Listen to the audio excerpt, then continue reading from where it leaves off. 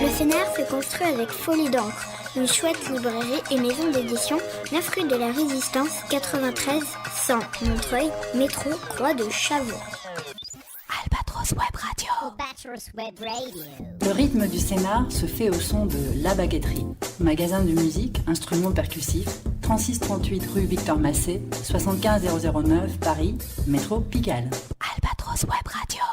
Pour des photos cool de vos événements, pensez EgoBox. Albatros Web Radio. La toque de Jacques, traiteur de luxe, accompagne le Scénar. Albatros Web Radio.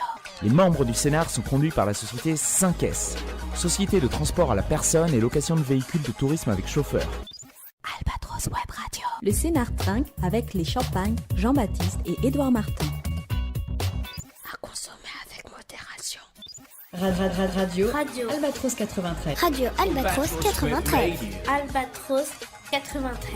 Albatros Web Radio. Bonsoir Hachi. Bonsoir Esteban. Alors, le calme avant la tempête? Non, le calme avant le succès. Mais le succès, ça s'organise.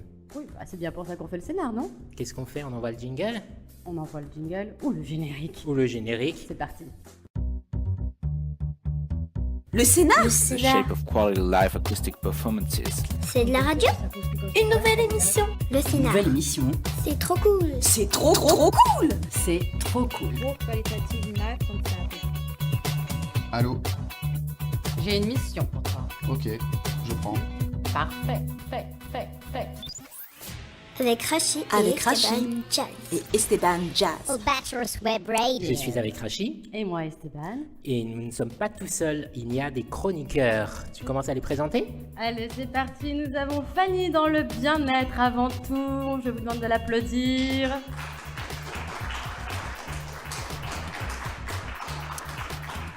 Il est possible de faire revivre de la musique live, même si on n'y était pas, c'est les expos et concertos de Yuko. Et oui, un peu d'actu et de médias. Il y a la petite semaine de Guillaume Costa à ne pas louper. Des fois, elle badine, ou elle ne badine pas avec des spectacles, c'est Marie. Vous pouvez Et l'applaudir. Si on partait pour une petite balade avec Elsa. Et puis pour terminer, on va essayer de se relaxer avec Fanny dans le bien-être avant tout. Bienvenue dans le Scénar. Nous aurons deux invités aujourd'hui, deux invités déjà qu'on adore et surtout vraiment ils sont brillants. On vous les présente. Allez, c'est parti. Nous aurons une invitée ce soir au parcours totalement atypique, une étudiante en prépa aux Beaux-Arts de Rueil-Malmaison. Elle est rentrée à la Haute École des Arts Déco de Strasbourg avec en tête l'ambition de devenir graphiste. Elle nous revient aujourd'hui en étant une jeune artiste plasticienne réalisatrice récompensée récemment au César pour son court-métrage d'animation. Elle s'appelle Chloé Maslow, elle va nous rejoindre tout à l'heure mais vous pouvez l'applaudir. Aussi vrai qu'il est de plus en plus fréquent de voir des danseurs de breakdance faire des freeze sur de la musique classique, on a vu de plus en plus de rappeurs coucher des mots sur des envolées lyriques. L'artiste que l'on va recevoir ce soir a un style qui oscille entre la culture hip-hop et la musique classique. Un compositeur qui compose comme personne, ou plutôt pour des personnes de renom dans le théâtre, le cinéma ou des publicités pour la télévision. Son nom de scène tend à le rendre tout petit, mais petit parce qu'il est trop grand, et je vous demande d'accueillir Petit Nico. Et Étienne Charbonnier, son contrebassiste, on les applaudit bien fort. Qui sont beaux. Ils sont magnifiques, ils vont s'installer tranquillement. Bonsoir. Bienvenue au Scénar. Installez-vous, je vous en prie. Alors, ils vont commencer par la mélodie parfaite.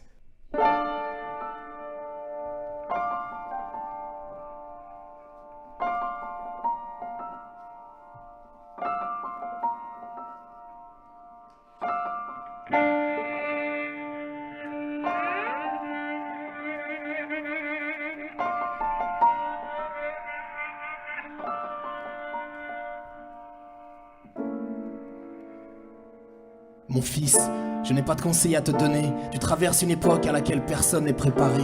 Laisse-moi seulement apprendre tes rires et tes joies. Pour encore séduire maman, personne ne le fait mieux que toi. La mélodie parfaite, tu l'as déjà trouvée. Ton rire fait danser les planètes. Je ne peux que m'incliner. Avant j'étais assis, aujourd'hui j'avance. Je t'ai donné la vie, tu m'as donné un sens. J'ai beau scruter l'horizon, toi seul traceras ta route. Je combattrai tes démons, saurais-je balayer tes doutes. Mon fils, tu grandis et tes mots éclairent mes pensées. Dehors c'est la nuit mais ta voix illumine le quartier. Les gros durs, les vieux blasés sortent un peu de leur cauchemar. Quand tu dis 15 fois bonjour en 20 mètres de trottoir à l'école. T'as des potes, déjà quelques amoureuses. Je te dis de ne pas te battre mais j'aime bien quand tu te laisses pas faire. Les projections bidons dévalent une pente hasardeuse. De toute façon tu feras ta vie, tes amours, tes affaires. J'ai beau scruter l'horizon, toi seul traceras ta route. Je combattrai tes démons, saurais-je balayer tes doutes. Mon enfant, ta vie, tes choix t'appartiennent. Je serai à côté de toi et ce, quoi qu'il advienne.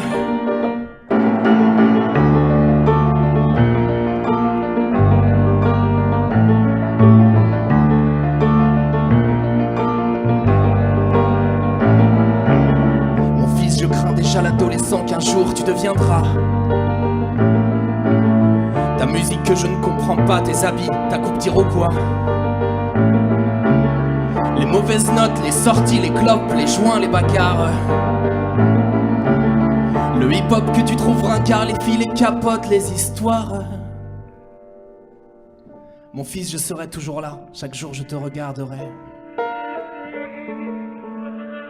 Tu m'en apprendras plus sur moi que tout ce que je t'apporterai. Et quand je commencerai à te saouler, repasse le disque à l'envers. Et laisse-toi me rappeler que c'est trop cool d'être ton père. J'ai beau scruter l'horizon, toi seul traceras ta route. Je combattrai tes démons, saurais-je balayer tes doutes. Mon enfant, ta vie, tes choix t'appartiennent. Je serai à côté de toi et ce, quoi qu'il advienne. Est-ce petit Nico? Est-ce petit Nico et Étienne Charbonnier. Est-ce petit Nico et Étienne Charbonnier, vous nous rejoignez? Il y a un La petit peu d'écho. mélodie parfaite. Moi, j'ai envie de dire que ces hommes sont déjà parfaits. Alors, bonsoir et rebonsoir, est-ce petit Nico? Est-ce petit Nico? Mais je ne comprends Étienne, pas. tu peux parce venir que t'asseoir en tu fait. n'es- tu n'es pas petit? Non, non, mais c'est un projet. On va peut-être faire évoluer le blaze. Si tu veux, le nom de scène, c'est... j'ai commencé la musique très jeune et en fait, j'ai entrepris de m'appeler un moment S quand j'étais petit. C'était mon nom de famille, première lettre de mon nom de famille. J'ai fait un disque en fait où il y avait ma gueule enfant dessus, photo D'accord. enfant. Ouais. Et il s'appelait Petit Nico, sauf qu'on était nuls en graphisme et tout le monde s'est mis à m'appeler Petit Nico. Ah d'accord. Et donc j'ai sorti des trucs et ça j'ai laissé les gens m'appeler comme ça quelque part Mais et Petit c'est Nico. resté, c'est un truc qui est resté. J'entends bien, C'était, mais- si tu veux, il y avait ma tête enfant dessus. Ah, le fait que ce et soit c'était un petit, projet, c'est- c'était un d'accord. album qui était très D'accord. introspectif et je D'accord. trouvais que le fait de me voir enfant, il n'y avait rien de plus vrai que ça. Et c'était le titre de l'album. Et en fait, les gens ont commencé à m'appeler comme ça et j'ai gardé. Maintenant, et en effet, c'est une bonne question puisque je projette éventuellement de peut-être m'appeler vraiment moi-même. Mais on verra. D'accord. Et Voilà. toi-même, on a le droit de savoir ton vrai prénom et ton nom ou... Ouais, je m'appelle Nicolas Segui. Ah, voilà, Nicolas Segui. Merci. Absolument. Génial. Et nous avons aussi à côté de toi... ton- Étienne Charbonnier. Est-ce petit Nico, on va rester du coup sur ton nom de scène. Enfin, moi personnellement, je t'ai un peu connu. Alors pour tout te dire, et je vais vous avouer comment j'ai connu Est-ce petit Nico. J'étais dans ma chambre et un jour j'écoute Grand Corps Malade. Et bon, les paroles sont très belles et j'entends la musique et je me dis mais waouh, ça me transporte. Mais d'où vient cette musique? Donc je fouille, je regarde et là je découvre en fait un nom qui n'est pas Grand Corps Malade, mais Est-ce petit Nico. C'est comme ça que je t'ai découvert. Et visiblement, tu as commencé à être vraiment connu par rapport au Grand Corps Malade. C'est devenu même à Grand Corps Malade. À C'est Grand bon, Corps j'ai Malade, jamais entendu ça. pardon. Au Grand Corps Au Malade. Grand Corps Malade. Le Pardon. Grand Corps Malade m'a. Non, mais en fait, Fabien, moi, je dirais, Ouais, c'est un Fabien. pote. Si tu veux, c'est le projet par lequel je suis devenu professionnel simplement. Je fais de la musique depuis que je suis gamin et en fait là, si tu veux, Fab, il il a personnifié le slam à un moment, mais moi je traînais dans ces soirées-là, et notamment à Saint-Denis au Café Culturel, et j'étais toujours en quête, et je suis d'ailleurs toujours en quête de projets, moi qui me donne envie de faire de la musique. Ouais. Pour moi c'est un truc important, c'est de garder ça. Je suis pas très théorique, moi je suis pas très dans l'inspiration, tout ça, je suis dans l'envie, et à un moment ça passait par là, donc j'ai entendu les textes de ces mecs que je trouvais fabuleux, et donc je leur ai demandé de mettre de la musique dessus, tu vois, je dis viens, maison, tout ça, et il se trouve que Fabien, donc Grand Corps, c'est celui qui a fait un disque qui a cartonné, mais en fait il y avait plein d'autres gens, il y avait Rouda, il y avait Souleymane Diamanka, Mikarim, Sancho, je ferai une liste, en fait, vous mettrez sur votre site internet. Mais on les veut tous, ces gens ici. Absolument. Il y a beaucoup de choses à faire. Et en fait, il se passe que voilà, Fab, c'est un truc qui a tout pété. Tu peux pas expliquer vraiment pourquoi. Enfin, il est archi talentueux et tout. Et puis il y a un moment, une espèce de contexte favorable.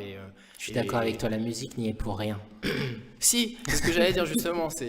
Non, mais enfin, c'est un truc, tu sais, le succès, c'est très particulier. C'est-à-dire, tu t'interroges souvent là-dessus, ça marche pas. Là, il y a eu les éléments étaient avec lui, l'ont poussé, des espèces de trucs presque mystiques qui font que le truc cartonne, tu sais pas pourquoi.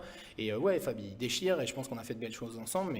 Mais qui a réalisé l'album? Ah oui, c'est moi qui a réalisé. C'est toi qui Oui, c'est moi qui a fait. Non, mais c'est ça que j'essaie de te dire, c'est que en fait, ce truc, on l'a fait chez moi. Ouais. C'est-à-dire, moi, c'était pas encore mon métier. Oui. Et comme c'était une espèce de succès un peu magique comme ça allait très très vite, mais globalement, la musique, on l'a faite chez moi. Donc après, on est retourné en studio, parce qu'il y a eu de l'orchestre, tu vois. Je me suis fait, ouais, je réalise un gros disque, je fais un orchestre, qu'est-ce qu'il y a, tu vois. Donc, et c'est cool. Mais après, le vrai truc, je pense qu'on l'a fait chez WAM, quoi, un petit appartement à Saint-Denis, justement, et c'est là que c'est devenu mon métier, en effet. Donc, mon nom a commencé à circuler. D'accord.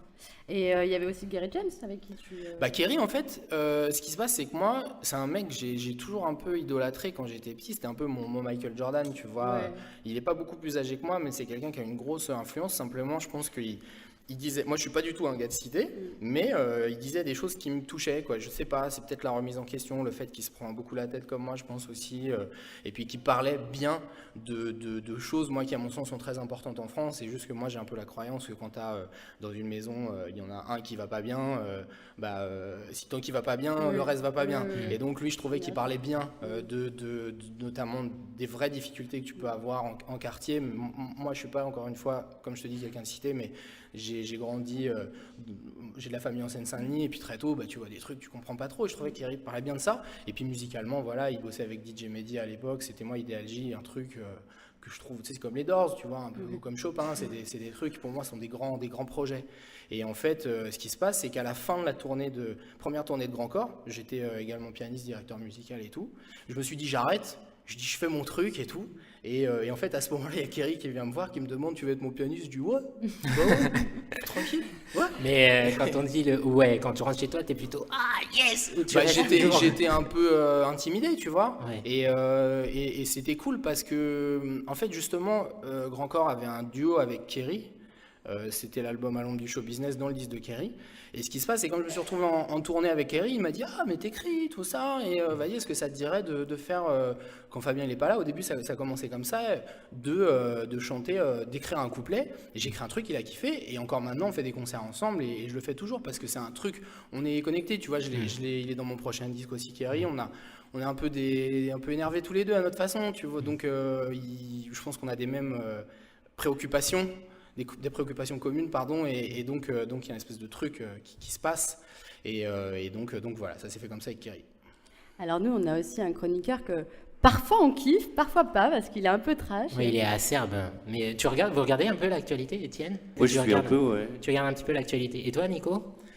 Je suis souvent à l'ouest, je suis très intéressé par l'actualité, maintenant ça dépend des périodes. Là, ça fait quelques semaines, il y a eu des choses qui m'ont déplu, alors j'essaie de prendre de la distance quand il y a des propos qui me saoulent. Donc tout de suite, je peux dire que je suis pas au fait de plein de choses. D'accord. Voilà. Écoute, nous on a une chronique qui s'appelle... La petite semaine de Guillaume Costa.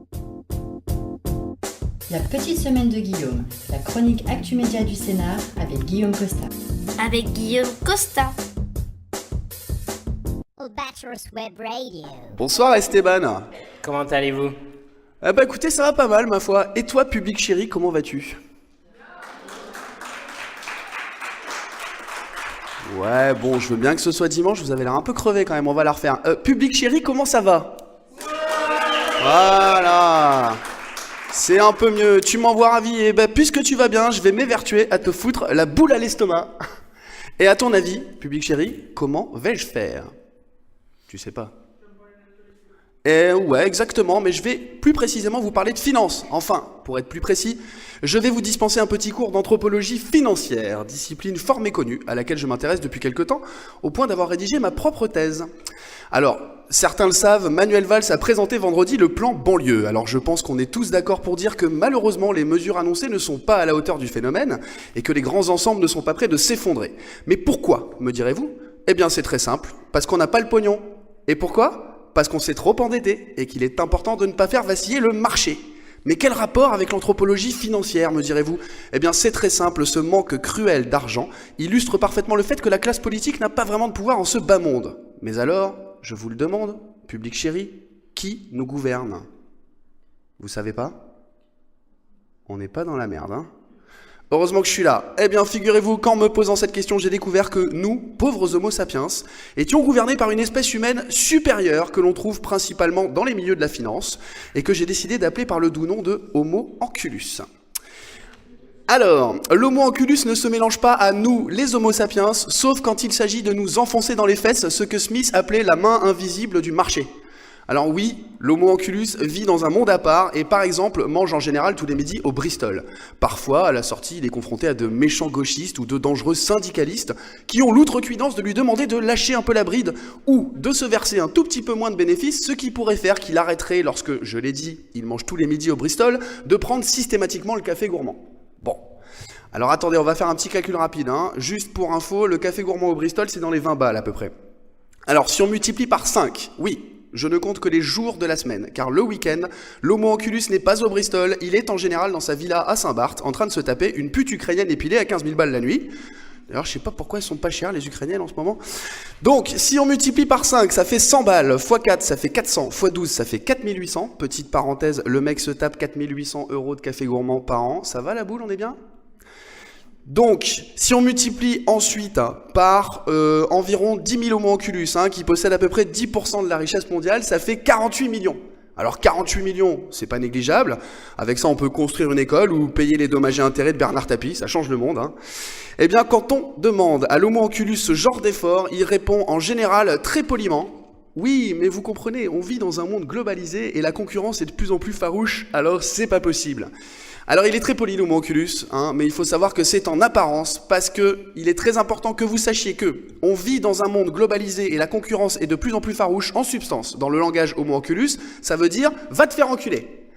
Alors, moi, public chéri, je te propose aussi, parce que je t'ai bien mis la boule à l'estomac et qu'il faut évacuer, de répondre à l'Homo Anculus. Et puisqu'il est enfermé là-haut dans sa tour et qu'il n'a strictement rien à branler de ce que tu penses, il va falloir crier très fort.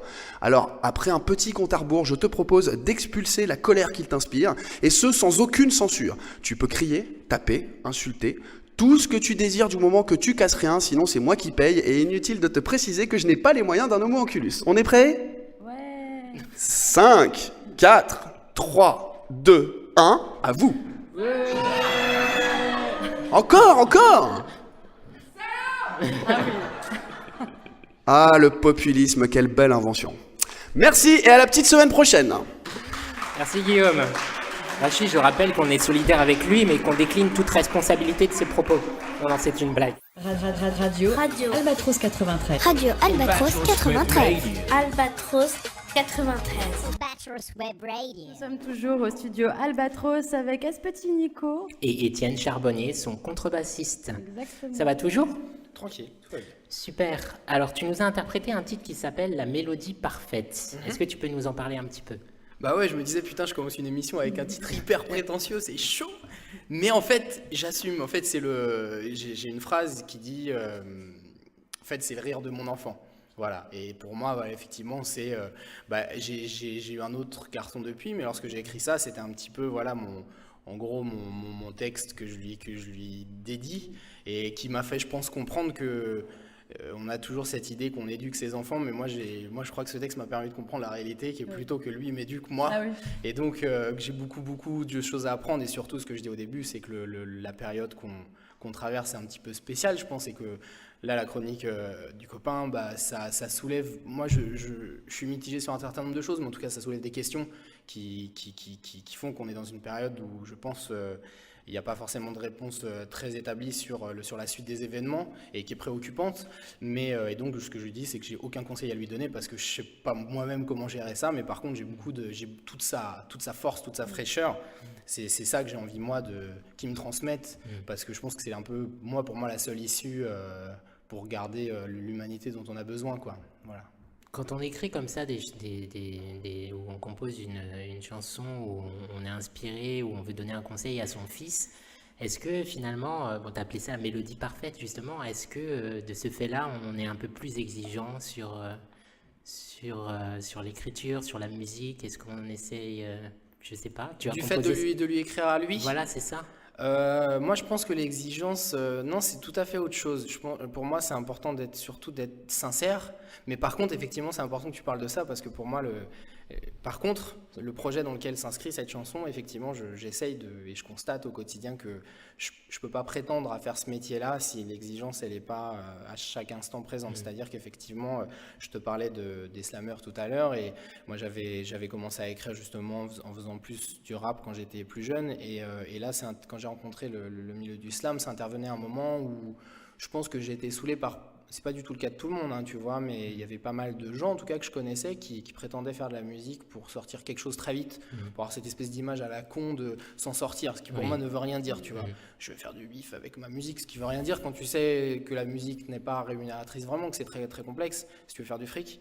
Et en fin de compte, donc, les slammers, moi, je trouvais qu'ils avaient une espèce d'exigence de ouf et sans être du tout justement, c'était l'époque où il n'y avait pas encore de disque, donc il y avait cette fraîcheur, ça a changé après, mais il y avait ça et ça m'a fait du bien. Et de la même façon, comme je compose, je côtoie des gens qui font vraiment de la musique de film notamment, et des gens qui ont une espèce de formation que j'aurais jamais, parce que moi je suis autodidacte et je complexe souvent là-dessus, mais qui poussent très loin l'écriture, tu vois, et donc en termes de musique, et donc j'essaye en tout cas moi de m'inspirer de tout ça pour proposer quelque chose exigeant, pour pas faire chier les gens et d'avoir pas 2 fois la chanson, 2 fois la même, enfin j'espère en tout cas, je prétends à ça mais j'essaye de faire ça. Et comment vous composez en fait tous les deux, c'est-à-dire tu écris et tout, tu composes la musique et Étienne nous en fait on travaille beaucoup à 3. D'accord. Et là par exemple c'est une bonne question parce que moi je crée beaucoup seul, mais après par contre ce qui est important c'est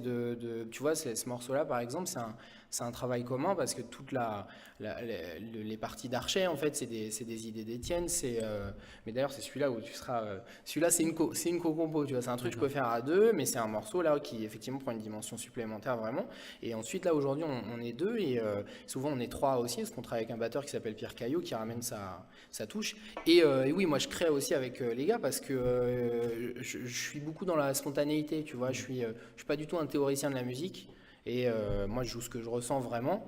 Et en fin de compte, ils ont ce truc-là. Et donc, ensemble, moi, je crois qu'il n'y a rien de tel que effectivement, moi, j'imagine un riff de batterie, j'imagine une contrebasse, ci et ça. Mais après, quand tu joues, que tu travailles les titres, que tu enregistres, ils ramènent leur touche. Ouais, c'est Nico qui fait tout, hein, qui t'écrit les textes, les musiques. Et après, quand on les prend en charge aussi, c'est là où on apporte un petit peu des idées et qu'on fait vivre aussi les compos, mais c'est toi qui... Oui, je fais, mais après je te dis ça parce que... C'est lui qui apporte la matière principale et nous on agrémente autour. Je te dis ça, voilà, mais je te dis ça parce que... Ne vous battez pas les gars. Je trouve que quand dans le monde de la musique, c'est vrai qu'il y a toujours des questions qui se posent, c'est-à-dire de qui a fait quoi, qui ça, et moi j'essaye de me méfier du côté j'ai composé une chanson parce que j'ai trouvé un refrain, j'ai fait da-la-li-la-li-la-la-la, et puis t'as des cums, ils ont bossé derrière, tu vois, pour faire un vrai truc, et donc des fois je pèse un peu cette chose, parce que je peux être dans cette position-là,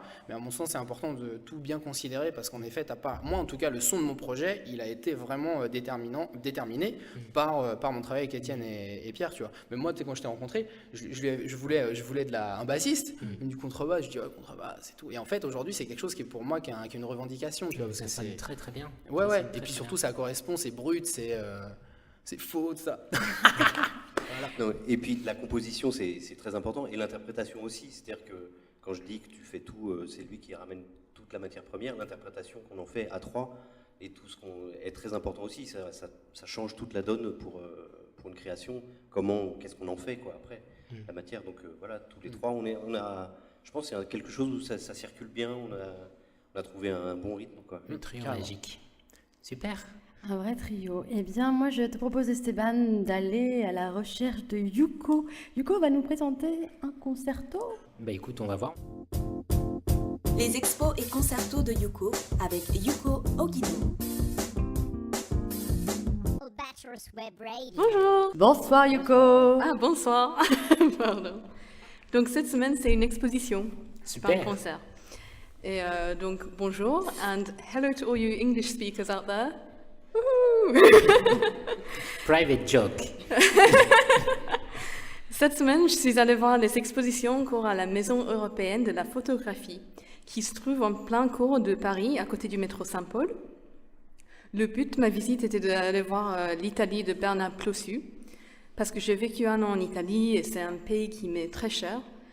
Et il y avait très peu de visiteurs ce jour-là, donc j'ai pu passer un moment de calme en admirant les photos de Turin, Palerme, Bari, Bologne et plus encore. Donc Plossu a des origines italiennes et il est parti découvrir ce pays une fois adulte, donc c'est une exposition qui est très personnelle. La moitié des tirages sont en noir et blanc et ceux qui sont en couleur sont pâles, assez délavés et nostalgiques. C'est une très belle exposition. Mais passons à une autre qui est un peu plus lourde. C'est Prison de Korganov, qui est une exposition qui donne à réfléchir. Vous pouvez voir une centaine de photos qui montrent la vie des personnes détenues dans une vingtaine de prisons en France. Il a passé entre 10 et 20 jours dans chaque prison et il nous montre des parloirs, les douches, les cours de promenade, les quartiers disciplinaires et les cellules. Parfois, je me suis sentie mal à l'aise, mais curieuse d'en savoir plus, parce que Korganov ne donne pas beaucoup d'explications, pas de narratif, et pour ces tirages, et ils sont tous sans titre. Donc, devant les photos, je me suis posé des questions comme qu'est-ce qu'ils ont commis comme crime, qu'est-ce qu'ils peuvent faire comme travail pour gagner d'argent, par exemple, quand ils sont là, qu'est-ce qu'ils mangent. Mais si vous voulez avoir les réponses à ces questions, vous avez jusqu'au 5 avril pour aller voir cette exposition. Et juste une petite astuce, c'est gratuit les mercredis soirs. Ah, j'aime bien parce que Yuko nous donne toujours des tips. Ouais. Merci Yuko. Merci. Radio Albatros 93. Radio Albatros 93. Albatros 93. Nous sommes toujours dans l'émission Le Scénar. Je suis avec Rachi.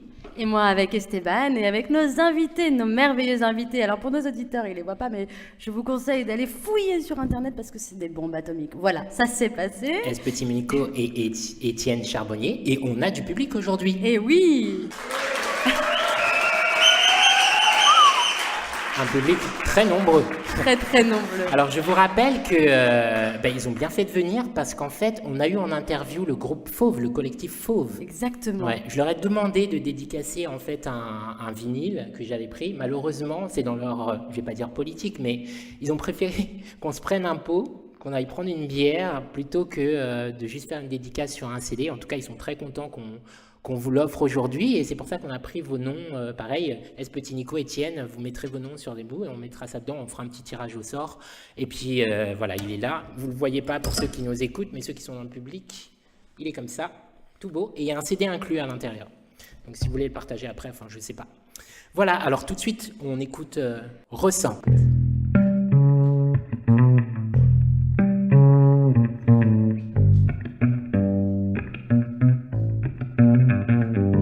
Ressens l'Afrique dans ma main gauche, le classique dans la droite. Je suis Alifar Katoré, Jean-Sébastien Bach, parce qu'on vient tous de la même terre, que nos restes alimenteront. Je construis un univers sans couleur, bâtissant des ponts. Ressens le blues dans mes arpèges, la bêtise me percute. Une douleur immense m'assiège depuis la 1 de minute. Depuis Gorée, Phnom Penh, depuis les champs, depuis les chaînes, depuis mes grands-parents, depuis le second tour du FN. La haine, devenue mode, à chaque époque c'est pogrom. Les miens ont porté l'étoile jaune aujourd'hui. Fais pas bon être homme, pas de bol si t'as vu le jour à Gaza. Est-ce que le souvenir cautionne prise de terre, crime d'état, nos souverains qui se tait, l'espoir s'éteint à chaque jour. jugement de chaque valeur, tout un chacun vide son sac sur son voisin. J'ai peur que tu sois le mien. Je ne fais pas mieux que les autres, je n'ai pas le même vécu. Héritier, résistant, j'ai le beau rôle, je l'assume. Mon cœur coule, m'inonde de larmes. Ma race me fait honte, je voudrais être un âne. J'ai peur de la foule, sa folie m'alarme. Je marche hors de la ronde parce que vos mains me font mal.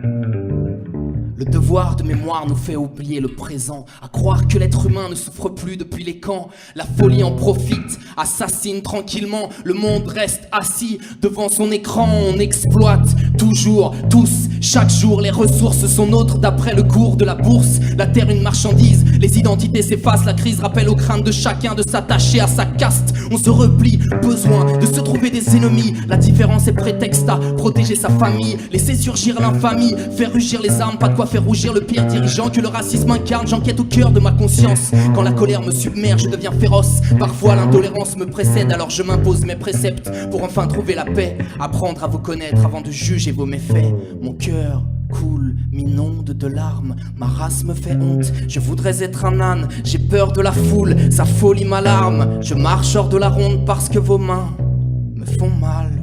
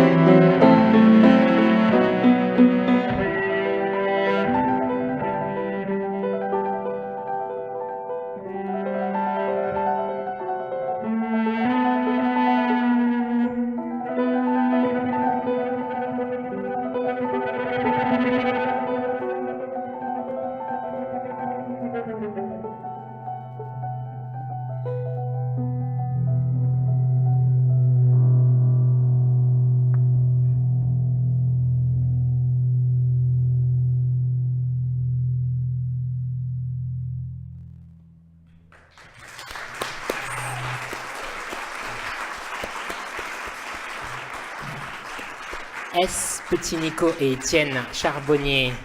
C'était le morceau Ressent. Radio Albatros 93. Radio Albatros 93. Albatros 93. Albatros Web Radio. Passons à la balade d'Elsa. La balade d'Elsa se fait sur Folie d'encre. Un peu de littérature.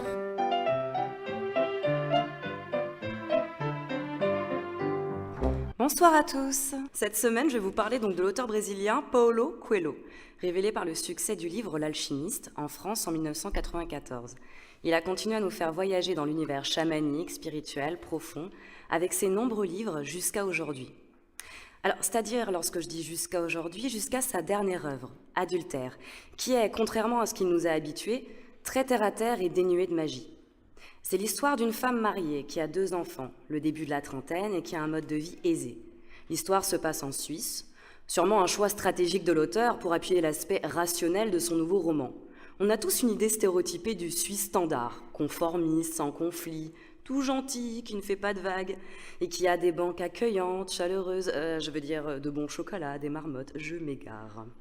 Pour revenir à l'histoire, comme le titre l'indique, cette femme va commettre l'adultère. L'auteur va, à travers les confessions de son personnage, décrire des situations précises, très crues, très sexuelles, à la limite du trash, lors des moments intimes entre cette femme et son amant.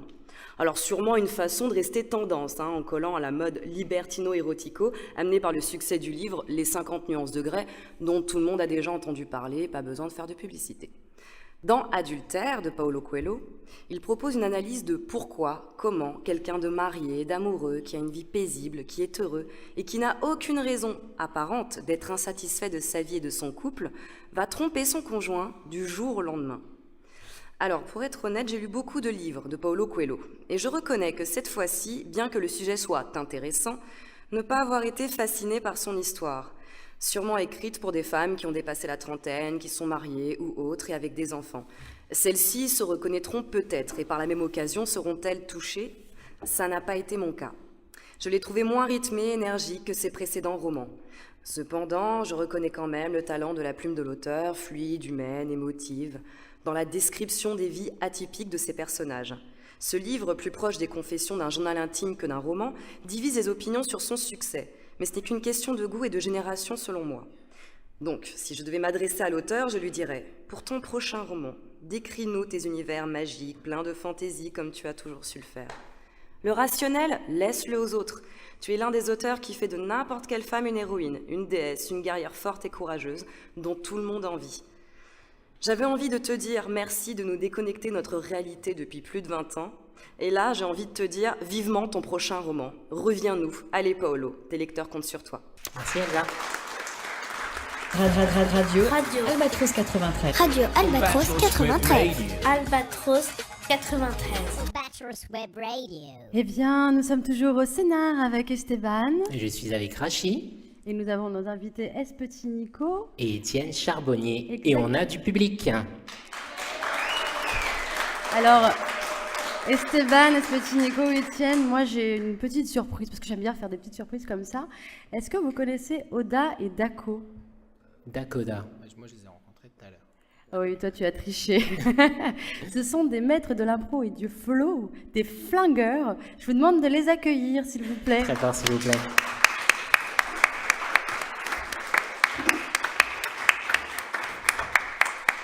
Oda et Dako, bonsoir. Bonsoir. Ah oui, on est le soir. Hein. Ah là là là là. Mais ils sont tous beaux ce soir. Ou c'est moi, je sais pas ce qui se passe. Mais non, mais Rachid, tu es très bien, tu es très bien. On s'est tous dit qu'il fallait qu'on se mette au niveau. L'image des présentateurs. Oui, c'est ça, à l'image des présentateurs. Parce qu'ils les voient pas, les auditeurs, mais vous êtes quand même petite veste en cuir, petit chapeau, vous êtes un peu... Ah. On essaye de se mettre au niveau des invités. Ah oui, attends. Alors, ben je vous laisse la parole, la scène, vous faites ce que vous voulez. Ok, pas de problème. Est-ce que vous êtes chaud? Bon. Alors moi c'est Oda. Moi c'est Dako. Et notre truc à nous c'est les impros d'Akoda. Les impros d'Akoda c'est un type d'impro où on va avoir besoin de vous en fait. C'est-à-dire que vous allez nous donner un début d'histoire et vous allez nous donner une fin d'histoire. Et nous en impro on va vous raconter cette histoire. Alors est-ce que parmi vous quelqu'un aurait un début d'histoire pour nous, quelque chose qui nous fasse un peu rêver, ce que vous voulez? Est-ce que vous avez un personnage déjà que vous souhaiteriez mettre dans cette histoire? Pardon? Qui es-tu? Esteban Jazz. Pourquoi tu te caches une fois que tu as dit ton personnage? Il faut assumer, monsieur. Donc Esteban Jazz, qui est le présentateur. Ah oui, pardon, excuse-moi. C'était pour savoir s'il suivait. Voilà, moi je sais pas qui êtes-vous. On a bien lu le dossier de presse. T'inquiète pas. Qu'est-ce qu'il fait dans cette histoire, Esteban? C'est à la fin, ça te fait rêver ça? C'est à la fin du monde? Très positif ce chroniqueur. Ok. C'est la fin du monde, pourquoi? Pour quelle raison? Pardon? C'est la faute à Poutine. T'es trop politique pour moi, tu vas me faire des problèmes toi. Laisse tomber. Un truc peut-être marrant, c'est la fin du monde, qu'est-ce qui se passe? Ou je sais pas. Pardon? L'homo oculus. Ok, il y en a qui ont suivi. Donc à cause de l'homo oculus, c'est la fin du monde. Ok, ça c'est notre début d'histoire. Comment se termine cette histoire? Peut-être une fin positive, quelque chose, un retournement, quelque chose... Il y a Rachida. Et qu'est-ce qui se passe avec Rachida? Un truc un peu cool? Qui? Non, calme-toi. Pas savoir tes fantasmes, toi. Ok, Esteban et Rachida finissent sur une île déserte. Donc, Esteban rejoint sur une île déserte Rachida. Ok, ça va on a le début d'histoire, on a la fin d'histoire, mais on va pas s'arrêter là. Vous allez nous donner 10 mots qu'on va devoir intégrer dans cette histoire, peu importe ce qui vous passe par la tête. Calme-toi. Exemple de mots. Yo taquet, lui, hein. Exemple de mots, Australie, aspirine, calvitie, hein, on est bon. Hein. Qu'est-ce qu'on va mettre comme mot dans cette histoire? Pardon? Ça fait combien de mots? Sable et cocotier. Choisis, sable et cocotier, t'en as pris 2. Allez. Alors. Sable et cocotier. Mais on a le... Ça marche pas, d'accord. D'accord, alors attends, on va tout mettre sur une seule en fait, parce que ça va être... Voilà. Bah ouais, du coup, alors... Alors, où est-ce qu'on est là? Alors, les mots, en fait, il faudrait que tu les mettes comme ça. Ouais, non, l'idée serait qu'on centralise tout sur la même feuille. Gère les mots. Qu'est-ce qu'on va mettre comme mot dans cette histoire? Donc, on a eu sable et cocotier. Lève pas la main, t'es pas à l'école, c'est cool, tranquille. Vas-y. Pardon? Un panda, pourquoi pas? Une guitare. Non, on dit des mots un peu compliqués, de plus de 2 syllabes, comme ça. Une guitare électrique, ça te va? Une guitare électrique? On a qu'à mettre. Ça te va ou pas? C'est toi qui choisis, c'est toi le public, c'est pas moi. Ukulélé, non. Guantanamo, ouais, on est bien. Quoi d'autre? Hein? Un chalet, qu'est-ce que t'as pas compris dans plus de 2 syllabes? Tu me dis? Hein? Une commode Louis XIV, ça c'est bien ça. Quoi d'autre? Pardon? Plus de 2 syllabes, vous comprenez pas en fait, Montreuil, c'est ça? Genre, en fait, vous comprenez pas, c'est ça? C'est... Lumière, d'accord. Pardon? Un cornichon, très bien. Analphabète, tu l'épelles, vas-y. T'as déjà 10 mots là? Ça va vite, hein? On a déjà 10 mots, on t'a dit. Arrête avec tes mots, polémique, Poutine, franc-maçon, tout ça, ça va mal finir cette histoire. Alors attends, on avait le début d'histoire, c'est la fin du monde avec le mot cumulus. Et la fin, c'est moi qui l'avais, c'était Esteban rejoint Rachid sur une île. Ok, et on va devoir dire les mots sable, cocotier, panda. Tu peux nous le tenir? Alors, sable, cocotier, panda, guitare électrique, ukulélé, Guantanamo, chalet, commode Louis XIV, lumière, cornichon, analphabète. Est-ce qu'on est d'accord? Non, on va se réveiller. Est-ce qu'on est d'accord? Eh ben, tu peux nous envoyer la musique maintenant. Tu peux balancer. Maintenant, tu peux nous envoyer la musique. Si on est d'accord, alors tout le monde tape des mains. Tout le monde tape des mains. Tout le monde tape des mains plus fort. Tout le monde tape des mains. Tout le monde tape des mains. Tout le monde tape des mains. D'accord, ce matin j'ai entendu une bombe. Je crois bien qu'aujourd'hui c'est la fin du monde. Non. Franchement, je suis descendu du bus. On m'a dit que le fautif c'était le mot cumulus. Non, truc de ouf, il avait pas peur. C'était un mec inventé par un chroniqueur. Bref, le mec il avait la dalle. Il ferait des vacances et de pas retirer au sable. Tu sais, il rêvait de sable fin. Mais on lui a dit pour toi, je crois que c'est la fin. Mais non. C'est la fin du monde, donc faut se méfier. Avant de partir, je vais profiter d'un cocotier. Donc évidemment l'homo est en avance. Donc je crois qu'il est parti en vacances. Non. Évidemment que ça faisait des dégâts. Sauf que dans son siège à côté de l'avion il y avait un panda. Un panda, même qui faisait du kung-fu. Non. C'est quoi cette histoire? C'est une histoire de fou. Non. En tout cas, c'est devenu technique. Pour sauver le monde, je prends une guitare électrique.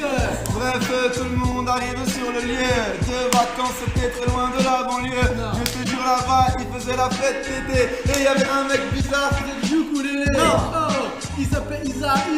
Oh. Je sais pas, il était là, la fête elle était belle. En tout cas, c'était rigolo, on s'est mis tous en orange. Direction Guantanamo, parce que c'était des vacances un peu bizarres. Tout le monde est prisonnier, je crois que c'est le bazar. On rêvait tous d'un palais. Après Guantanamo, on va faire du ski direction le chalet. Dans le chalet, on fait du hors-piste. Non. Mais je crois qu'on va rayer la liste sur la liste. Mais je crois qu'on va partir en Corse. Là-bas, on va acheter des commodes Louis XIV. Bref, cette histoire c'est n'importe quoi. Tout le monde est en Corse, pas besoin de porte-voix. Je te jure, il y avait plein de lampadaires. Et je me suis fait éblouir par la lumière. Donc, t'es devenu aveugle. Non. Maintenant, tu parles plus, mais tu bugs. En tout cas, pour toi, c'est la défaite. J'ai sorti des cornicochons, les deux buts, ça me paraît. Cornichon, analphabète, faut choisir, bref, en gros c'était la défaite. Je vois pas Rachida, qu'est-ce que tu veux dire? Je crois qu'ils sont partis en vacances, on n'a pas vu pire. Donc c'est pour ça on a quitté Paname. Non. C'est plus la fin du monde, tout le monde se pavane. Non. Je suis même devenu pote avec Zlatan. Et Rachid va sur une île déserte avec Esteban. Non.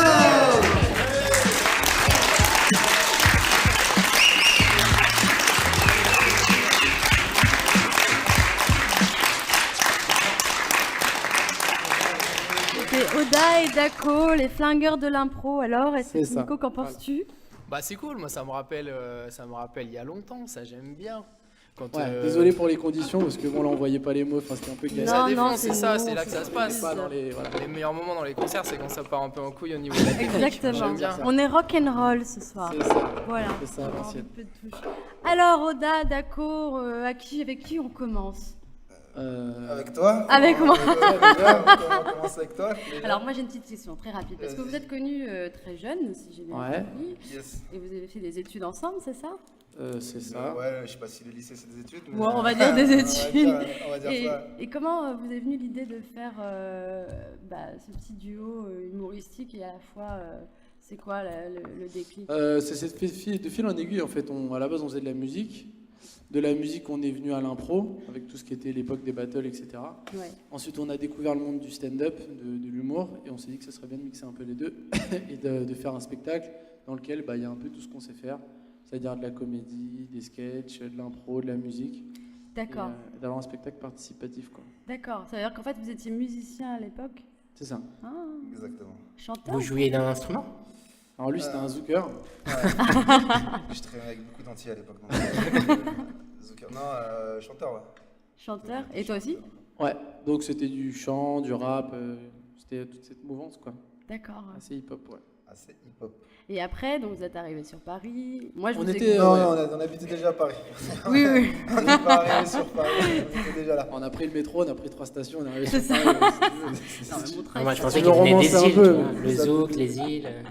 Non, on était déjà sur Paris, on faisait ça, en parallèle on faisait nos études, et puis quand on a on va dire, décidé de monter quelque chose, on avait déjà l'assise financière pour se permettre de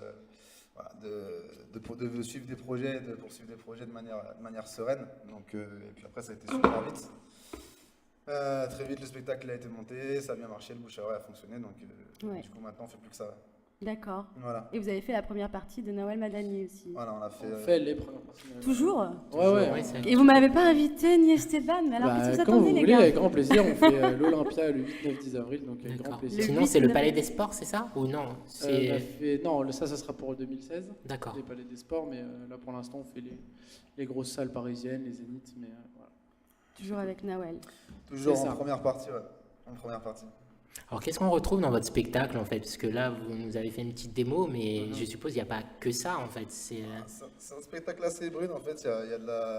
Comme il a dit tout à l'heure, il y a des sketchs, il y a de la comédie, il y a de l'impro, beaucoup. C'est un spectacle d'impro. Et c'est un petit mix sympathique qu'on a concocté dans notre cuisine. L'idée, c'est l'idée du show unique, en fait. Que les gens puissent revenir la semaine d'après, que le show soit différent, et qu'on le construit petit à petit avec les gens. Donc c'est ça l'idée, c'est toujours dans de la performance en plus. D'accord. En fait. Est-ce que vous avez déjà eu des bugs ensemble un jour où il n'y a pas le mot qui sort ou On a des fois des petits couacs qui nous on fait en sorte. Ce qui est bien, c'est qu'on est deux, donc on peut vite rebondir. Ouais. Mais l'idée, c'est de pas s'arrêter, de passer. Après, on a des fois, nous, en faisant les débriefs, c'est plutôt que des bugs, c'est de dire ouais, voilà, l'histoire, on aurait peut-être plus dû se l'amener là. Sur tel rime, t'aurais plus. Oui. Vous n'êtes jamais retrouvé avec un blanc. C'est plus des débriefs qu'on fait, mais on n'a jamais de bugs. Enfin, d'accord. L'idée, c'est pas de. Waouh. Moi, je suis impressionnée, Esteban, parce que tu me donnes 10 mots comme ça, j'ai pas d'histoire. Non, moi j'y arriverais. T'y arriverais? Non, du tout, c'est une blague. Non, ils sont brillants parce que c'est vrai, quand des gens généralement prennent des mots comme ça dans un public, ils n'en font pas une histoire assez. Enfin, c'est rare en tout cas. Je pense que vous êtes les premiers que je vois faire ce type de choses avec brio, à savoir prendre des mots, raconter une histoire plutôt cohérente ou pas, mais en tout cas drôle, et surtout tomber à pic sur des rimes en instantané. Je trouve ça complètement... Comment ça, cohérente ou pas? Qu'est-ce que tu entends? Parce que... après, non, je dis ça, cohérente... Qu'est-ce que tu veux dire? Alors, j'explique. On débriefe. C'est pas par rapport à votre prestation, en fait. C'est par rapport aux mots qui sont donnés. Parce que tu vois, un homocumulus qui va, je sais pas... On essaye d'avoir quelque chose qui suit un cours d'une histoire, c'est pour ça qu'on va un début, une fin, et d'avoir quelque chose qui se tient. Et c'est ça qui est marrant. Enfin, nous, par exemple, on faisait également cet exercice en chronique sur des invités, où on racontait, en fait, l'histoire, c'était la bio de l'invité, dans lequel on devait intégrer 10 mots. Donc c'était marrant, par exemple, je sais pas si je raconte l'histoire de S. Petit Nico, de mettre un panda dans sa vie, lui mettre... Donc c'est ça qui était marrant, donc on suit quand même des... Je crois que tu te bases sur une histoire vraie. On se sur une histoire vraie, son meilleur ami était un panda. On parle pas à la radio, c'est des choses un peu difficiles. Ouais. Mais donc c'est ça qui est marrant, c'est de suivre une trame un peu logique, mais d'y amener des mots qui n'ont rien à voir. C'est ça. Enfin, quand je disais cohérente ou pas, c'est par rapport aux mots qui vous sont donnés, en fait. Les mots, quand on les regarde comme ça n'a rien à voir, quoi. Après, l'histoire, comment elle est racontée, ça donne des trucs un peu qui partent, mais c'est vrai que la trame y est, c'est ce que j'entendais. Ouais, mais tu fais gaffe quand même. tu es sur mon terrain, mec. J'ai pas peur du zouk. Il y a une compète de zouk qui va s'organiser. Mais vous partagez la scène ensemble parce que vous partagez, on parlait de zouk, donc moi tout de suite je vois une danse. Vous partagez aussi les filles ou pas? Ah oui, moi j'ai des questions ce soir, hein. Je suis à fond. Je suis sûre que oui, en plus, c'est ça qui est drôle.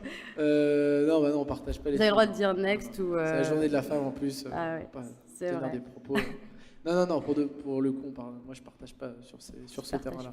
Ok. On est plutôt radin sur ce sujet-là. Les seules choses qu'on partage pas. Allez, moi on va partir avec un peu de douceur et j'ai envie de réentendre Espetti Nico et Esteban. Qu'est-ce que t'en penses? Avec grand plaisir. Tout de suite Espetti Nico avec le titre Bidonville.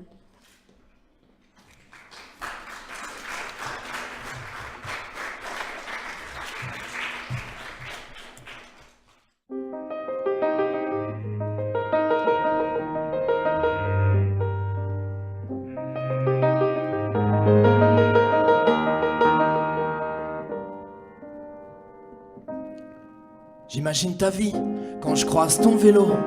Quand tu viens ici, chercher ce qu'il te faut. Aimes-tu la déco de ta nouvelle maison?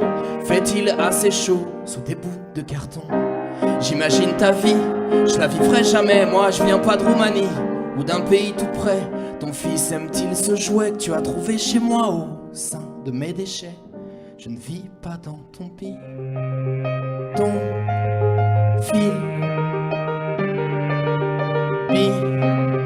Ton fil.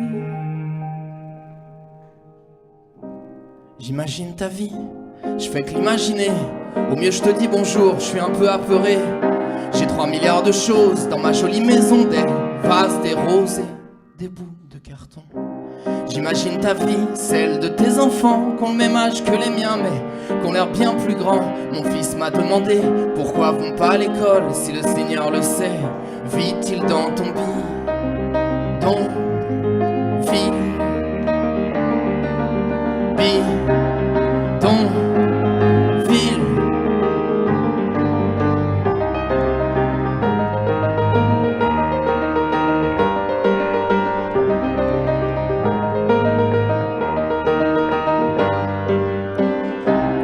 Je me demande quels sont tes rêves.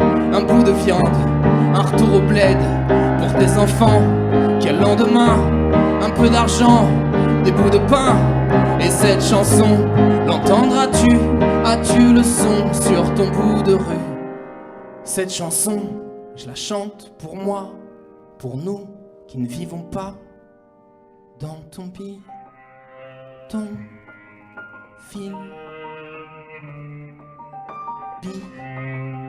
Bidonville.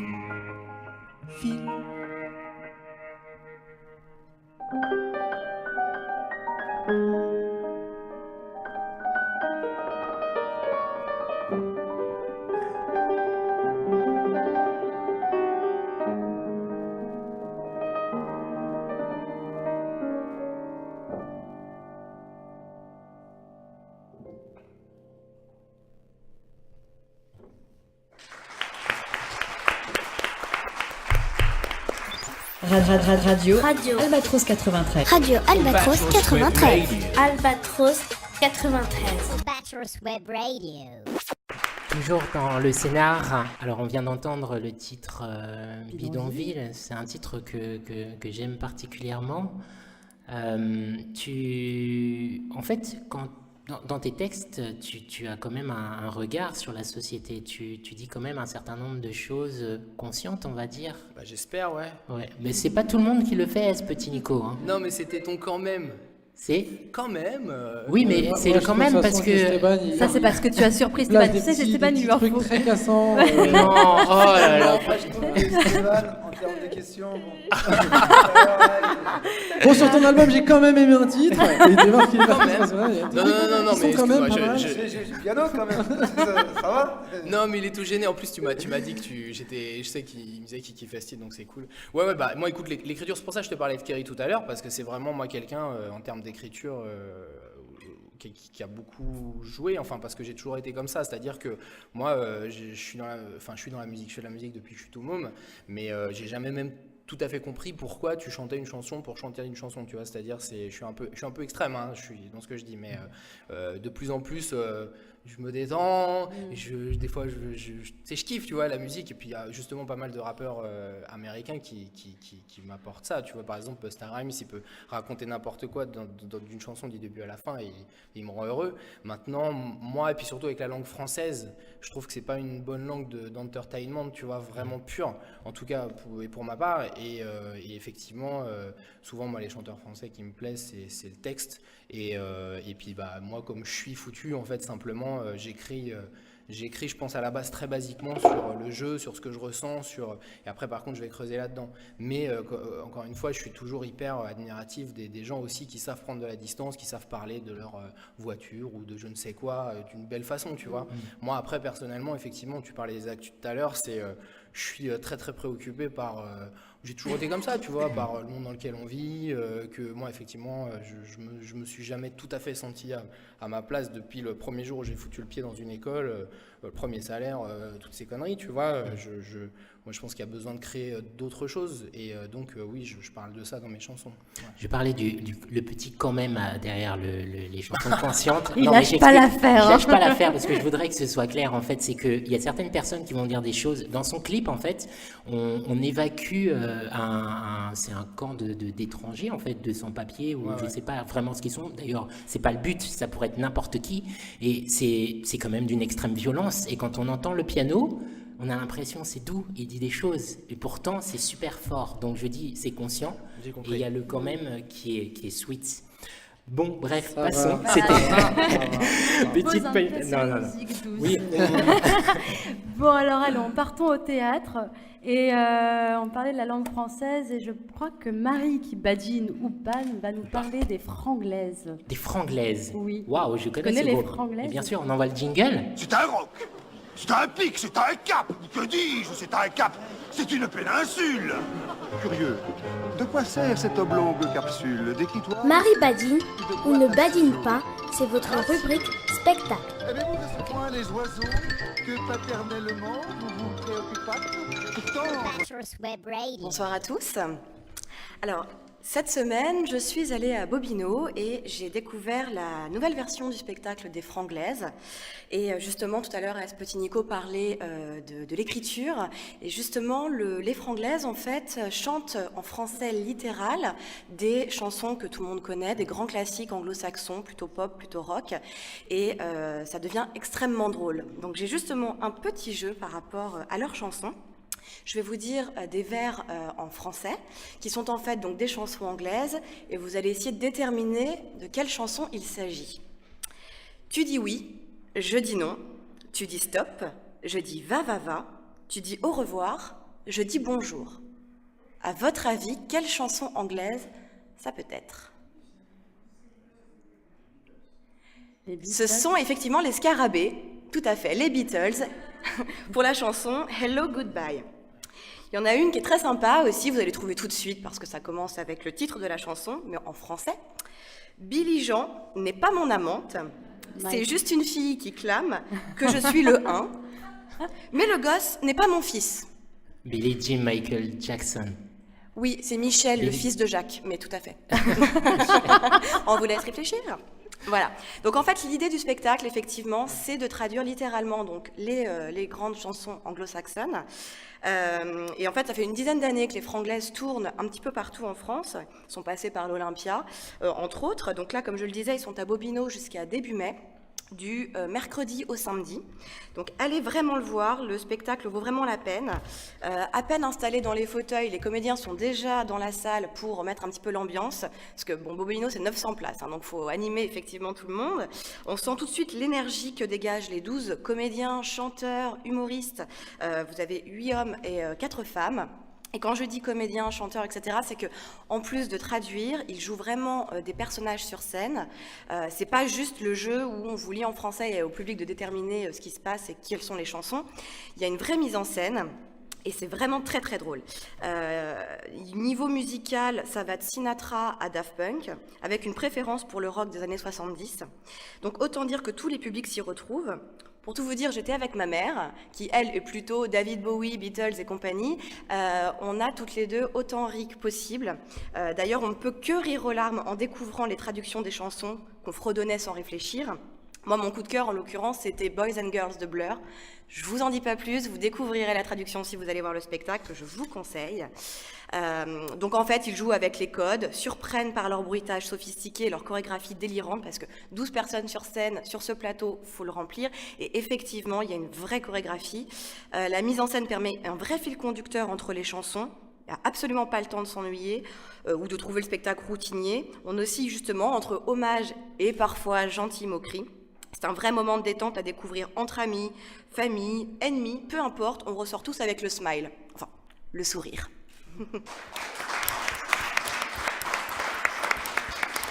Radio Albatros 93. Radio Albatros 93. Albatros 93. Albatros Web Radio. Toujours dans le scénar avec Rachi. Et oui, Esteban et... Nos invités, Étienne Charbonnier, S. Petit Nico et Dakoda. Et d'ailleurs, les Dakoda, on va redire vos promos de... Alors, on vous retrouve où? On va les dire. Oui, allez, allons-y. Si, on en a parlé. L'Olympia. Ah, attention. Le bouton, j'ai l'impression que c'est pas venu. Ouais, mais Esteban, si tu me censures, que je te Oh, punaise. Tiens, prends le micro. 1, 2, 1, 2. Bon, c'est bon, là? On entend? Ou prends le mien, On va alors. Et oui, et toujours avec Oda et Dako. Alors les gars, où est-ce qu'on vous retrouve? Alors, on nous retrouve tous les samedis au Point Virgule, à Paris. À quelle heure? 17h30. Donc on est jusqu'à fin avril. D'accord. On y sera tous? Est-ce qu'on y sera tous? Ouais. Non. C'est Stade public. de France, là, s'il vous plaît. Est-ce qu'on y sera? Ils sont 900, on n'entend pas. D'accord. Merci les gars, en tout cas, merci vraiment d'avoir accepté notre invitation. Au À très plaisir bientôt. à tout le monde. Et tout de suite, Petit Nico. Pour le titre Papy.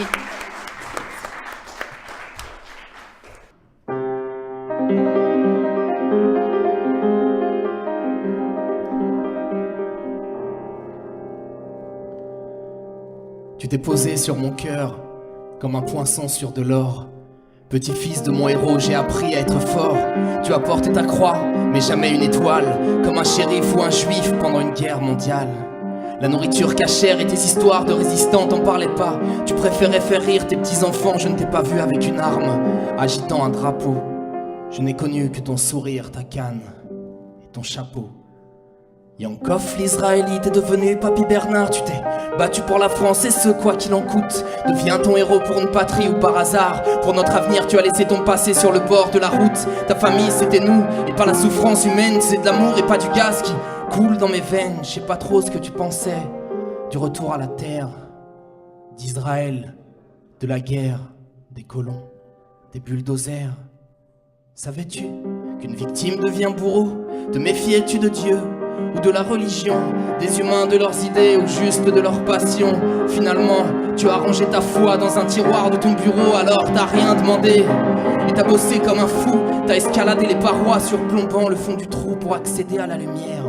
Avec ta femme, tes gosses, les caïds m'impressionnent pas, car j'ai toujours connu le boss.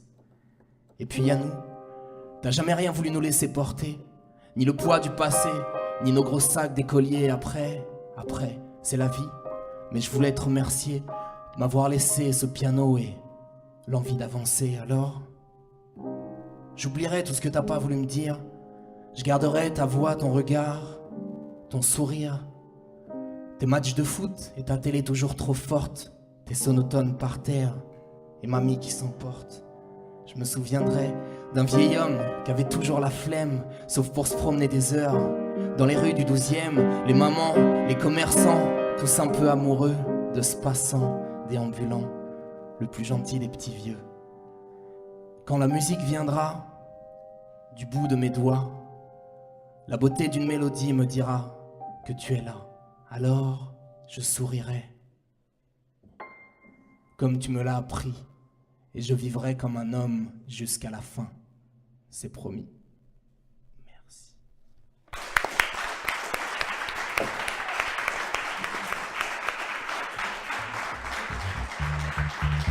Le Scénar. The shape of quality live acoustic performances. C'est de la radio? Une nouvelle émission. Le Scénar. Nouvelle émission. C'est trop cool. C'est trop cool. C'est trop cool. Hochqualitative Live-Konzerte. Allô? J'ai une mission pour toi. Ok, je prends.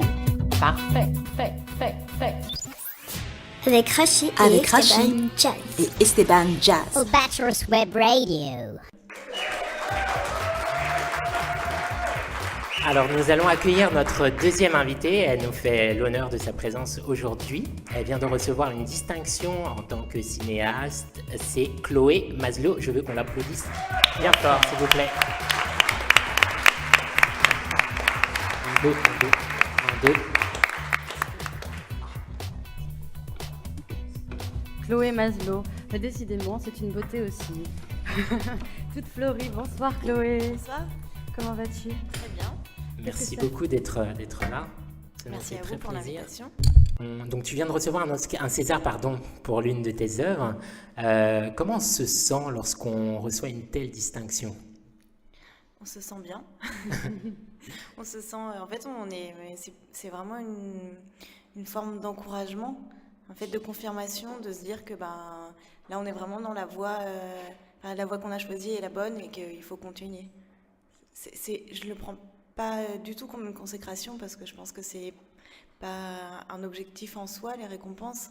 C'est un peu des étapes. C'est pas des étapes qu'on franchit, mais c'est comme des bonbons, des douceurs. Voilà, on se dit bon, on a bien travaillé, on a beaucoup travaillé, c'était difficile et puis c'est une récompense. Parce qu'il y a des gens quand même qui attendent longtemps avant de recevoir une telle distinction. Et dans ces cas-là. Oui, le César du court-métrage d'animation, elle n'existe que depuis 2 ans. Donc c'est pas quelque chose que les gens qui font de l'animation fantasment forcément vu que c'est très récent. Alors nous on va parler de toi quand même parce que tu es multicasquette comme un petit Nico finalement. Tu es à la fois illustratrice, cinéaste et plein d'autres choses, graphiste, etc. Est-ce que dans tous ces métiers, tu t'en sors? Je pourrais te poser la même question finalement. Comment tu fais? Comment tu arrives en fait à déterminer en disant non, mais parce que tu vas pas dire aujourd'hui je vais être graphiste, aujourd'hui je vais être cinéaste. Donc comment tu fais pour décider à tel moment ce que je suis, ce que je fais? Oui. En fait, je pense qu'on décide pas vraiment, on choisit pas. On a des choses à dire et on choisit le meilleur médium pour les exprimer. Et après, on choisit quand on parle avec des gens. En fonction, on va dire une fois je fais de l'animation, une fois je fais des dessins. Mais dans le fond, c'est pas vraiment important en fait de choisir quelque chose, mais moi, je suis pour faire plusieurs choses à la fois, parce que même si c'est plus long, parce qu'on avance sur plusieurs terrains à la fois, c'est enrichissant, parce qu'on n'est pas enfermé dans un milieu avec toujours les mêmes gens, on côtoie différentes personnes et on apprend plus. Oui. Mais t'as pas peur dans ces cas-là? Parce qu'au départ, tu voulais être graphiste, c'est ça, quand t'as commencé, t'as fait les beaux-arts, la prépa des beaux-arts, c'est ça? J'ai fait les arts décoratifs à Strasbourg, en graphisme. Mais après, c'était vraiment une option très ouverte. Donc on avait autant des cours de vidéo, de photos, et ils développaient plus des auteurs que des graphistes. En sortant de l'école, on n'était pas très, très bien formés techniquement, on va dire. Et du coup, quand tu dis effectivement le fait de travailler sur plusieurs choses, tu trouves que c'est plutôt un avantage, mais ça peut pas faire peur justement d'avoir l'impression d'avoir un objectif et d'en être détourné finalement, d'aller vers là où finalement on ne serait peut-être pas bien? Non, je pense pas. En fait, quand je suis sortie de l'école, en effet, j'étais un peu... je savais plus trop ce que je voulais faire et j'ai rencontré un réalisateur qui s'appelle Sébastien Denbach qui fait de l'animation, avec qui j'ai travaillé par la suite, qui m'a aidé à écrire mes films et il m'a dit que lui voulait faire de la BD et que finalement en sortant de l'école il avait fait un film et qu'il a été plus sollicité pour son film et qu'il fallait que je me rende compte que finalement on va pas toujours là où on a envie mais vers là où les gens nous attendent et donc il fallait pas essayer de se battre avec ça et qu'il fallait se laisser un peu porter par les gens finalement. Ouais, voilà, et puis par les opportunités. Ouais. Et les petits cailloux, alors explique-nous, parce que je ne sais pas si tout le public connaît ou a vu, mais est-ce que tu peux un peu débattre? Moi j'ai vu, il y a beaucoup de couleurs, il y a des animaux, il y a tout ça. Tu as un vrai univers là-dessus, est-ce que c'est volontaire? Enfin, je veux dire, est-ce que c'est quelque chose qui est là chez toi depuis longtemps? Ou tu as créé ça un jour et tu te dis tiens je vais utiliser des hybrides, des animaux, plein de couleurs comme ça? Je pense que c'est depuis longtemps et ça sera encore pour longtemps. D'accord. C'est pas quelque chose de très réfléchi, oui. C'est quelque chose qu'il y a dans mon imaginaire depuis longtemps. D'accord, donc il y a 2 courts-métrages d'animation qui font ton actualité aujourd'hui, c'est Déroute et donc Les Petits Cailloux pour lequel tu as reçu un César. En fait, tu utilises une technique qui est la stop motion. Ouais. Tu peux expliquer un petit peu ce que c'est, du moins avec... Alors en fait, c'est des objets ou des acteurs qui sont photographiés image par image et donc en fait leur mouvement est décomposé, ce qui permet de faire jouer des acteurs et de faire graviter autour d'eux le décor, les objets et donc d'amener une dimension surréaliste qu'on ne peut pas avoir avec un film de fiction. D'accord. Et du coup, quand tu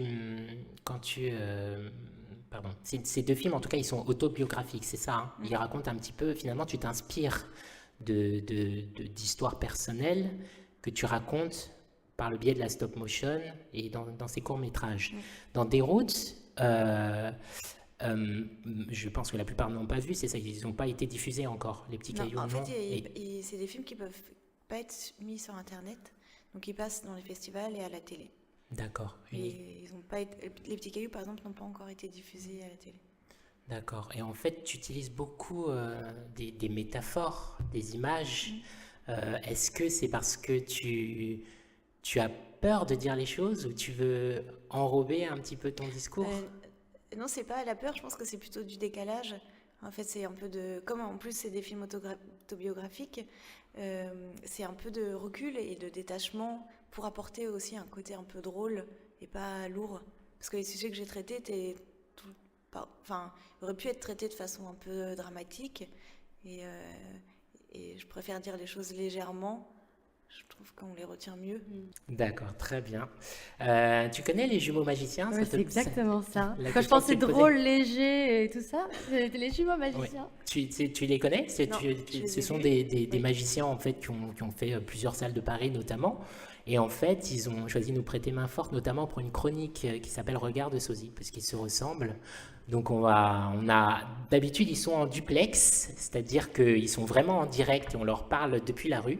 Mais c'était un petit peu compliqué, donc on a choisi d'enregistrer la séquence. Donc j'espère que ça se passera bien au niveau de l'écran. On envoie la séquence. Regard de sosie avec les jumeaux magiciens. Salut les gars. Salut Rachid, salut Esteban. Comment ça va? Bien, super. Et vous? Alors, vous en êtes où dans vos quêtes de sosie? Et ben là, on est dans la plus belle avenue du monde, dans un super café. Ah ouais, on entend qu'il y a de l'ambiance. Ouais, c'est un café à la mode. Ça s'appelle comment? Attends, il y a marqué là-bas, Music Rhythm. Le quoi? Allô? Je vous entends pas bien, Music Rhythm. Non mais il s'appelle comment le café? Attends, Music Rhythm. Et t'as un public pour moi là? Bien sûr qu'il y a un public. Bon, ça donne quoi la quête de sosie? Mais attends, avant de commencer à trouver des sosies, c'est qui le premier invité? Ah! Allez, je vous donne un indice. Dans son nom, il y a Petit dans son nom. Quoi? Emmanuel Petit, champion du monde 98? Mais non, c'est S. Petit Nico. Celui qui a écrit la musique du film pour la pub Citroën. C'est ça, entre autres. Il a écrit aussi pour Kerry James. Kerry James, il compose aussi pour lui, oui. Ouais, il a aussi écrit pour Petit Corps Guéri. Petit Corps Guéri. Mais non, espèce de teubé, c'est Grand Corps Malade. Bah, excuse-moi, je les confonds toujours, ces deux-là. C'est teubé. Et c'est qui le deuxième invité? Elle s'appelle Chloé Maslow. Quoi? Chloé Maslow, celle qui a eu le César là pour Les Petits Cailloux? Ouais, c'est ça. Oh, 30 ans! Attends, les gars là. C'est-à-dire, si nous on vient avec des rochers, on peut avoir un Oscar. Putain, teubé, toi. Non, je suis pas sûr. Bon, ça donne quoi votre quête de sosie? Eh ben, comme vous le savez, Baban et Rachid, c'était la journée de la femme. Et ben, avec Laurent, on a décidé déjà de partir chacun de notre côté et essayer de trouver des sosies féminins. Ouais. Oh Claude, tiens, je te mets sur la piste. Regarde, c'est qui là-bas? Oh là là, Rachid, Esteban, regardez. Ouais, on a le sosie de Monica Bellucci. Laurent, part de ton côté, je pars du mien. Bonjour, excusez-nous, c'est pour l'émission Scénar, nous sommes les jumeaux magiciens. On vous a déjà dit que ça ressemblait à Monica Bellucci? Je ne suis pas son sosie, pardon, je suis la vraie Monica Bellucci. Oh là là, et c'est pour l'émission Scénar, vous connaissez? Bien sûr, je connais, c'est la mission en vogue en ce moment à Paris. animé par Esteban et Rachi. Oh, ben merci, c'est un honneur que vous connaissiez notre radio. Dites-moi, ça vous dirait de venir avec nous jusqu'au studio Albatros, là, à Montreuil? Scusi, je ne peux pas, je suis en tournage. Et vous avez un petit mot à dire à nos auditeurs? Eh ben, je souhaite un bon courage au Sénat et je fais des gros bisous à Rachi, Esteban, aux invités et à tout le public français. Ben, merci à vous, Monica, et on vous souhaite que des bonnes choses. À bientôt. Au revoir. Merci. Au revoir. Voilà, t'as vu? Non mais attendez les gars, vous votez pas un petit peu de nous. On revient en studio, on a 2 mots à vous dire. Maintenant là? Ouais, vous rendez l'antenne. Ok, ben, Cédric, coupe. Merci. Salut Baban, salut Rachid. C'est bon Laurent, on a fini, on les a carottes. La Monica, Allez, viens, Lisa, ils vont nous attendre. Ah zut, ça filmait toujours, j'ai oublié de couper. Ça, c'était les jumeaux. Bon, Esteban. Oui, en fait, ils ont toujours 1 minute 30 pour trouver des sosies et à chaque fois, c'est un fiasco total. Bon, je ne sais pas si vous avez bien vu à cause de la lumière, là, on a essayé de faire un truc le plus sonore possible parce que ça va passer en radio. Donc, du coup, on les accueille, les jumeaux magiciens. Vous pouvez les applaudir très fort, s'il vous plaît.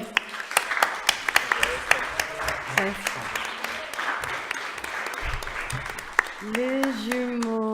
Les jumeaux. Je sais pas si je vous donne une fessée maintenant ou pas. 1, 2, 1, 2. Ça vous a pas plu? Non, mais un peu. On va peut-être demander au public. Est-ce que ça nous a plu, public? Oui. Super. Ouais, c'est des mythos. Bah, tu sais peut-être pas le dire. Est-ce que ça vous a plu? Oui. Ça va, ils sont 6 maintenant. Avant que de nous tirer les oreilles, on a un petit cadeau à remettre à nos invités. Ah voilà. oui. Alors moi j'en ai un. Café du monde. Voilà, c'est pour Chloé. Voilà. Voilà. Vous avez de la chance. Hein. Et nous, rien, quoi. Nous, que dalle. Non. Ok. Bah merci. Et alors, Et donc, en fait, vous devez trouver des sosies et on a demandé de trouver des sosies déjà. Là, vous êtes allé chercher la vraie, quoi. Bah, c'est déjà pas mal quand même. La vraie, c'est mieux d'avoir la vraie que le sosie, ou vous préférez les sosies? C'était pour un mardi soir à 22h30, tout le monde dort ou quoi, les gars? Bon. Attends, Non. Moi, je dis que le défi, il est pas réussi, le défi pour moi. Attends, Claude, non, je moi sais je ce qu'il veux un veut, vrai Esteban. sosie. Esteban, et le public, vous voulez un sosie? Bah oui. Une star mondiale. Lâchez-vous, sinon il vient pas. Une star mondiale. Vous êtes chaud? Oui. Ouais, lâche les watts, Esteban.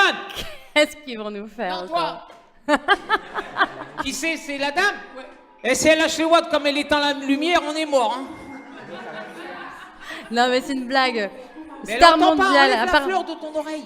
À part Michael Jackson, je ne vois pas. Ah, si. À votre avis? Non, dis pas. Tina Turner? Non, moi je suis curieuse. On a les 2 sortes en heure, Yves. Pharrell Williams. Mais non. La voici, messieurs, dames. N'importe quoi. Esteban. Ah oui, c'est vrai. Voilà. Génial. C'est les sosies de Pharrell Williams. On peut l'applaudir bien fort, cher public. Il peut se présenter? Bah ouais, bien sûr. Alors, je laisse le micro et tu te présentes. Alors, je m'appelle Rick Yu. J'ai une chaîne YouTube qui s'appelle Too Crazy. Donc, ça écrit 2-C-R-A-Z-Y.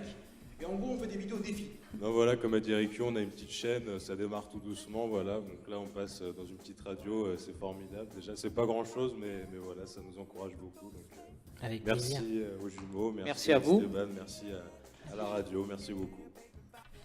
Ce sont les grandes choses, merci. Merci. Ouais. Bon, alors, magie qui dit magie, les gars, vous êtes là maintenant, bah vous restez. Hein. Moi, je veux de la magie, mais de la vraie. Mais oui. Alors, cher public, Laurent va nous faire un tour de magie, et le tour que va nous faire Laurent, c'est moi qui lui ai appris. Vas-y, Laurent. T'es obligé de le dire. Ben oui. Et ben pour ce tour, j'aurais besoin des 2 invités, Nico et Chloé, s'il vous plaît. Moi, j'ai pas besoin de micro, c'est pas grave. Venez. Voilà, face au public, en délire. Il y a un micro. Il faut que tu aies le micro, sinon on ne t'entendra pas, Laurent. Sur ma gauche, Chloé sur ma droite. On peut se tutoyer? Tiens, Chloé, prends le jeu, s'il te plaît. Vérifie s'il n'est pas truqué. Et s'il est, ne le dites pas fort. C'est bon? Alors, mélangez-le pour pas m'accuser de l'avoir classé avant. T'as déjà fait de la magie? Non, mais c'est pour la décontracter. Regarde, écoute, le public de ouf. Alors, Chloé, là, je ne touche plus à rien. Tu vas mettre 10 cartes sur ma main droite, n'importe lesquelles. Tu les mets une à une. Et, cher public, on compte tous ensemble avec Chloé. Comme ceci. Attends. Non. 3.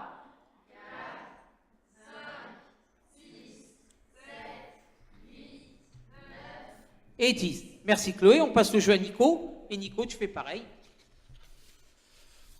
Ah, tu vérifies pas toi. Ah, il fait confiance. Tu joues au poker? Ouais, à mon avis, c'est sur Internet. Hein. 10 cartes, pareil, sur ma main gauche. Et là, cher public, on compte tous ensemble avec Nico.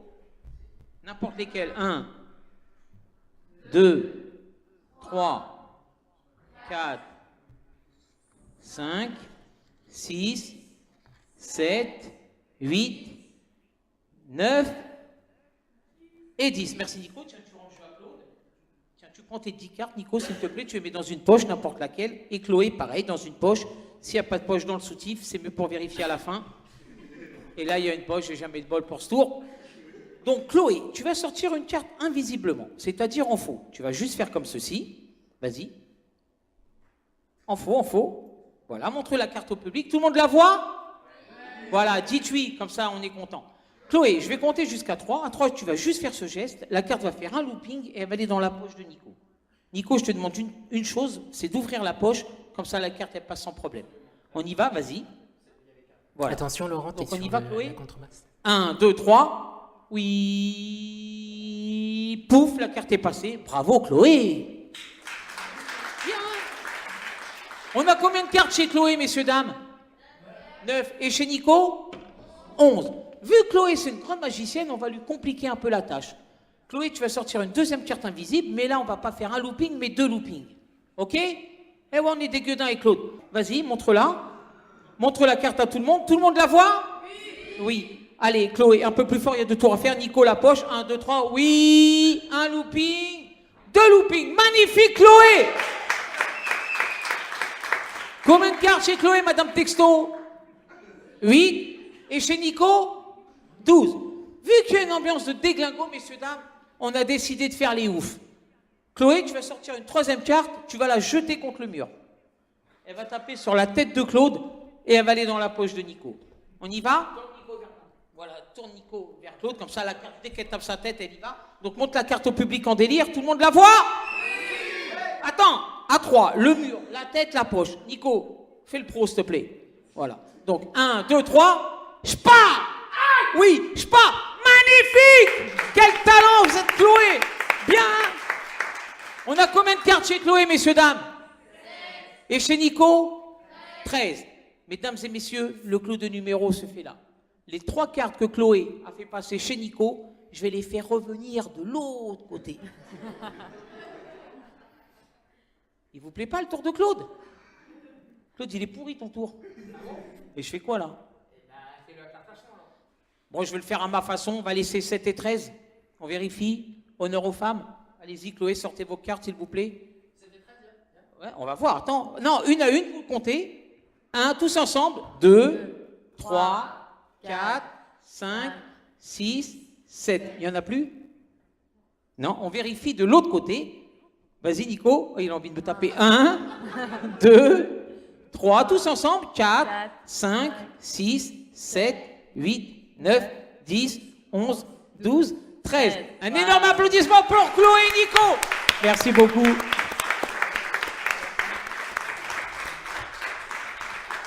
Vous nous rejoignez, bravo. Ben, c'était donc les jumeaux magiciens. Je crois qu'on vous retrouve au Théâtre Clavel tous les samedis, c'est ça? Oui. À 16h30 tous les samedis de mars et d'avril. Vous irez les voir? Oui. Super. On envoie le jingle? Radio Albatros 93. Radio Albatros 93. Albatros 93. Albatros Web Radio. Ça vous a plu le tour? Oui. Super. Tu connaissais, Chloé, le travail de S. Petit Nico? Non, mais j'ai regardé avant de venir. Enfin, j'ai écouté, pardon. Donc on peut faire un truc en direct, j'ai le CD là, tu peux lui dédicacer et lui offrir. Oh là là. Tu me donnes ton DVD. Non, mais avec grand plaisir. J'ai vu très envie de voir, moi, Paris, mais il y a moyen pour le coup de voir? Pas encore, ça va arriver bientôt, justement. Tu peux. Bon. Une diffusion qui est prévue sur France 2. C'était l'une de nos questions. Du coup, parle-nous justement de l'actualité de ces films. C'est Les Petits Cailloux ou c'est Déroute qui va passer? Non, en fait, comme Déroute, il a déjà 3 ans, il date de 2009, et ben lui, il passera plus. Mais en tout cas, Les Petits Cailloux n'est pas encore passé, donc il passera, mais on ne sait pas quand. D'accord. Et en fait, j'en ai un autre là que je sors le 14 avril. Là, il y aura une projection à Paris. Ah, super. Tout le monde pourra venir ou c'est une projection privée? D'accord, écoute, on mettra un mot. C'est dans une. Tu sais déjà le lieu? C'est au Ciné 13. Ciné 13, d'accord, on fera un relais sur notre site. Chloé, j'ai une question notamment dans Déroute, en fait. Donc, tes parents, tu es d'origine libanaise, c'est ça? Et dans Déroute, c'est un voyage que tu effectues au Liban. Et c'est un petit peu l'inverse qu'ont fait tes parents. C'est-à-dire que tu avais prévu un voyage et 10 jours avant, il y a eu un conflit éclair. Tu es quand même parti, en fait? Oui. Tu n'avais pas peur? Un peu. Un peu. Et tu peux nous en dire plus sur ce film, à savoir, moi j'ai vu que ce soit dans Déroute ou Les Petits Cailloux, tu as un souci du détail. Je voudrais que tu nous en parles notamment dans Déroute, j'ai vu un certain nombre de choses. Mais explique-nous un petit peu ton ressenti, comment tu l'as construit, ce cours. Ouais, en fait, le voyage et le film étaient... En fait, le voyage était prévu en 2006. Donc j'avais prévu de partir de Paris à Beyrouth par voie terrestre, en reprenant exactement le même chemin que mes parents avaient fait, mais à l'envers. Sauf que 10 jours avant mon départ, il y a eu donc la guerre éclair. Je suis partie et j'ai attendu la fin de la guerre en Syrie. Après, j'ai passé un mois au Liban. Mais j'étais pas partie pour faire un film, j'étais partie parce que voilà, j'avais envie de voir d'où venaient mes parents, j'avais envie de comprendre des choses. J'étais en dernière année aux Arts Déco et je m'étais dit ça ferait un bon sujet de diplôme, parler d'identité, de recherche de ses racines. Et en fait, j'ai tenu un journal pendant tout le temps. Et arrivée sur place, j'étais vraiment. Enfin voilà, je me suis dit, mais en fait, ça sert à rien, je suis là, je sais pas quoi faire, quoi ramener et tout. Et donc finalement, j'ai juste tenu ce journal. Et c'est après, j'ai rencontré un producteur qui m'a dit, là, il y a de la matière pour faire un film. Donc ça s'est vraiment fait après. Le voyage n'était pas fait pour. Mais quand même, dans le but de faire un film. D'accord. Et le journal que tu tenais, c'était juste pour toi, en fait, c'est ça? D'accord. J'avais l'impression que c'était la seule chose que je puisse faire parce que l'image du Liban, elle est quand même assez spéciale. En fait, les gens, quand on parle du Liban, c'est quand même beaucoup la guerre, les bâtiments détruits, et c'est pas l'image que j'avais envie de ramener. De l'autre côté aussi, il y a des choses que tu évoques. Moi, c'est des bâtiments détruits. Il y a aussi des choses que tu évoques, notamment les tenues, les filles qui vont en soirée. Et j'ai vraiment l'impression que tout est étudié dans tes courts-métrages. Est-ce qu'il y a des choses qui sont laissées au hasard ou vraiment chaque petit bout Il y a un peu quand même une part d'improvisation dans le déroulement de l'animation. C'est-à-dire que parfois, il va y avoir des matériaux qui ne réagissent pas de la façon dont tu as imaginé. Mais ça, je laisse un peu une part d'improvisation. Mais sinon, il y a un scénario quand même qui est très écrit en amont. Et après, il y a quand même une marge de manœuvre. D'accord. Et moi, en fait, il y a un truc qui est... Enfin, je sais pas, après, peut-être que je peux me tromper, mais Déroute, moi, ça m'a fait penser à une figure de style, un peu comme un chiasme, tu vois, quand on met en fait une phrase qui est complètement symétrique. T'avais pensé à ça ou pas du tout? Justement, le côté de faire le chemin à l'envers vis-à-vis de l'histoire de tes parents, ça c'était voulu en revanche? C'était vraiment voulu. D'accord. On lance la chronique de Gwendoline? Absolument. Post-scriptum, Gwendoline Soublin. Un texte court, de la poésie, de la douceur. Post-scriptum vous est présenté par Gwendoline. Post-scriptum vous est présenté par Gwendoline. 10 mars 2015. Chère Nathalie, je t'appelle Nathalie, mais tu pourrais t'appeler Wenjo, Sarah, Leïla, Fatou, Marie-Micheline ou Carmen. On s'en fout finalement, tu es une femme. Et comme chaque année, comme chaque 8 mars, on te fait ta fête et tu as le droit d'aller manifester dans la rue, point levé, pour aller clamer haut et fort que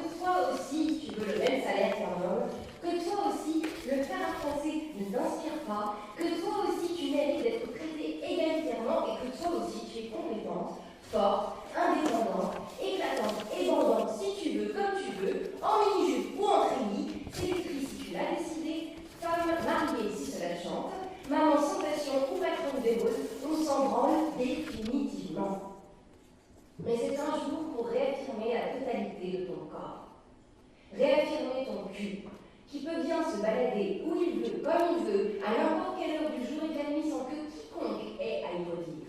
Réaffirmer tes seins, qui n'avaient pas pour vocation de vendre de la lessive, et dont la fonction materno-putassière te reste à définir pour toi-même. Ta bouche, qui peut parler aussi fort et avec autant d'éclat qu'un homme. Tes yeux, qui voient eux aussi le monde autour d'eux et ont le droit eux aussi de retranscrire tes ressentis dans des œuvres artistiques qui restent encore et trop souvent l'apanage d'institutions dominées par des mâles et pour des mâles. Ton ventre, qui peut se gonfler, s'étirer, s'enfanter, se bourrer, sans que quiconque fasse de commentaires sur tes bonnes manières, ta taille 44 et ton mauvais genre. Ta chatte, qui davantage qu'un bout de chair qu'on viole, excise et maltraite, est aussi une entité chaude, ouverte, chaleureuse, douée de paroles et capable de recevoir et donner du plaisir. Chère Nathalie, Farida, Anastasia, Hélène, Kate, tu es une femme et aux dernières nouvelles, les autres ont dû très souvent te le rappeler. Par un doigt dans la chatte dans le métro, par des salopes à n'en plus finir quand tu te promènes en short dans la rue, par des commentaires déplacés de ton patron, par ton combat incessant pour que la féminité, la délicatesse ou encore la discrétion ne soient pas l'apanage des meufs et que les mecs, eux aussi, puissent souffler un peu, se déployer de leur virilité, enfiler des jupes pour nous montrer leurs mollets qu'ils ont jolis et se sentir libérés des conventions de leur sexe. Mais voilà, il y a les progressistes et il y a les infâmes, les Christiane Taubira et les Zemmour. La journée des droits de la femme est une journée de lutte pour l'égalité, mais pas pour la soumission d'un sexe sur l'autre, d'un genre sur l'autre. Et quand je vois ma pauvre Simone, ma chère Lilian, ma douce Esmeralda, que des scientifiques anglais sont capables d'investir de l'argent et du temps pour déterminer, en 2015, la longueur moyenne d'un pénis au repos et en érection pour, je cite, rassurer la grande majorité des hommes que la taille de leur pénis est dans la fourchette normale. Oui, c'est vrai, je m'interroge. Que les femmes ne se soient pas encore amusées à se mesurer le clito en érection est une chose, et je la trouve parfaitement dommageable. Mais que 15 500 hommes sur cette planète soient prêts à débouler dans des cliniques pour se faire millimétrer le sexe et qu'ils s'enorgueillissent ensuite éventuellement de la grandeur souveraine de leur appareil ou sous la montre éventuellement du manque de flamboyance de leur queue, me rend plutôt pessimiste quant au nivellement des rapports de force et de la diminution des violences sexuelles dans le monde. Évaluer la taille de son pénis et agresser une femme, c'est différent, bien sûr, et il ne faut pas tout confondre. Mais tant que des mâles pleureront sur la petitesse de leur kiki, je serai saisie d'un affreux doute. La taille fait-elle la jouissance ? Et la soi-disant toute puissance du phallus guerrier, car rococifridé, créera-t-elle un monde plus apaisé ? Ma chère Juanita, sors tes pancartes et fais un vœu, la route est encore longue. Post-scriptum, que toutes celles qui veulent créer avec moi un atelier de mesurage de clitoris se manifestent. Après tout, moi aussi, je veux avoir le plus grand. Radio Albatros 93. Radio Albatros 93. Albatros 93. Albatros Web Radio. On a un public de ouf. Et deux invités, Es Petit-Nico et Chloé Maslow. Alors, c'est deux personnes qui traitent de sujets conscients avec beaucoup de poésie ou en images. Alors, Chloé, j'ai un quiz en fait pour toi. Rassure-toi, c'est pas bien méchant. Je sais que tu es illustratrice aussi, tu fais des dessins. J'ai vu un petit peu, j'ai cru voir, après peut-être que je me trompe, ça me faisait penser un peu à du Marjane Satrapi. On t'a déjà fait cette remarque ou pas? Pas pour les dessins, non. Pas pour les dessins. Non. Tu te rapproches de quoi selon toi? De qui plutôt? Ou pas? Ou pas. Moi j'adore Topor, mais bon, c'est un peu. C'est pas très actuel, mais c'est vrai que je me sens plus proche de dessinateurs plus anciens. Ouais. D'accord. En tout cas, moi j'aime beaucoup et vraiment, tu as vraiment un style à part. Je pense que c'est pour ça notamment que tu as reçu un prix, parce qu'aujourd'hui les films d'animation, les courts-métrages d'animation, ils sont beaucoup plus dans des techniques moderne et la stop motion est très peu utilisée. Donc ce quiz, ça s'appelle dessin ou caillou. Caillou, c'est il égare les petits cailloux. Donc en fait l'idée c'est on va te poser une question et tu réponds dessin si tu veux faire un dessin à la personne pour lui montrer que tu n'es pas contente, ou caillou, c'est que tu lui jetterais dans cette situation des cailloux. Alors on essaye. Alors une vendeuse d'un commerce te parle très mal, donc pour la reprendre, tu lui ferais un dessin ou tu lui jetterais avec des cailloux? Un dessin. Une personne te fait une sale remarque sur une illustration sur laquelle tu viens de passer beaucoup de temps, tu lui ferais un dessin pour lui dire que c'est pas sympa sa remarque, ou tu lui jetterais un caillou? Dessin. Tu es dans un restaurant, tu commandes et puis ton plat arrive, tu le goûtes et tu le trouves infect. Dessin ou caillou? Dessin. Un membre de ta famille ne veut plus jouer dans tes films, et un qui te tenait à cœur d'ailleurs, tu lui fais un dessin pour lui montrer que tu n'es pas contente, ou tu lui jetterais un caillou? Un caillou. Ah. Donc tes projets pour la suite, on en a parlé un petit peu tout à l'heure, à savoir projection des petits cailloux au Ciné 13. Non. Non. À la télé.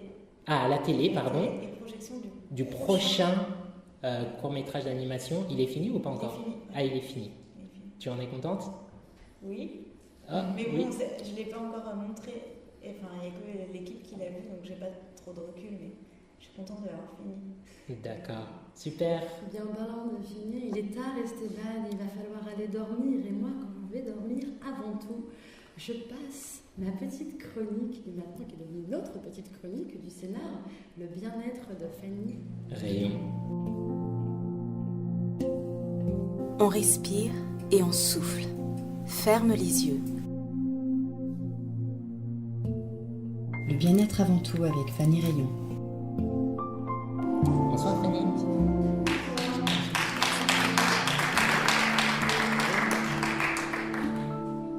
Si vous vous sentez lourd, fatigué, ballonné, si votre sommeil est agité et que vous n'arrivez pas à perdre vos kilos en trop alors que vous essayez tous les régimes possibles, je pense que cette chronique devrait vous intéresser. Savez-vous qu'une alimentation trop riche en gluten pourrait entraîner plusieurs de ces maux quotidiens?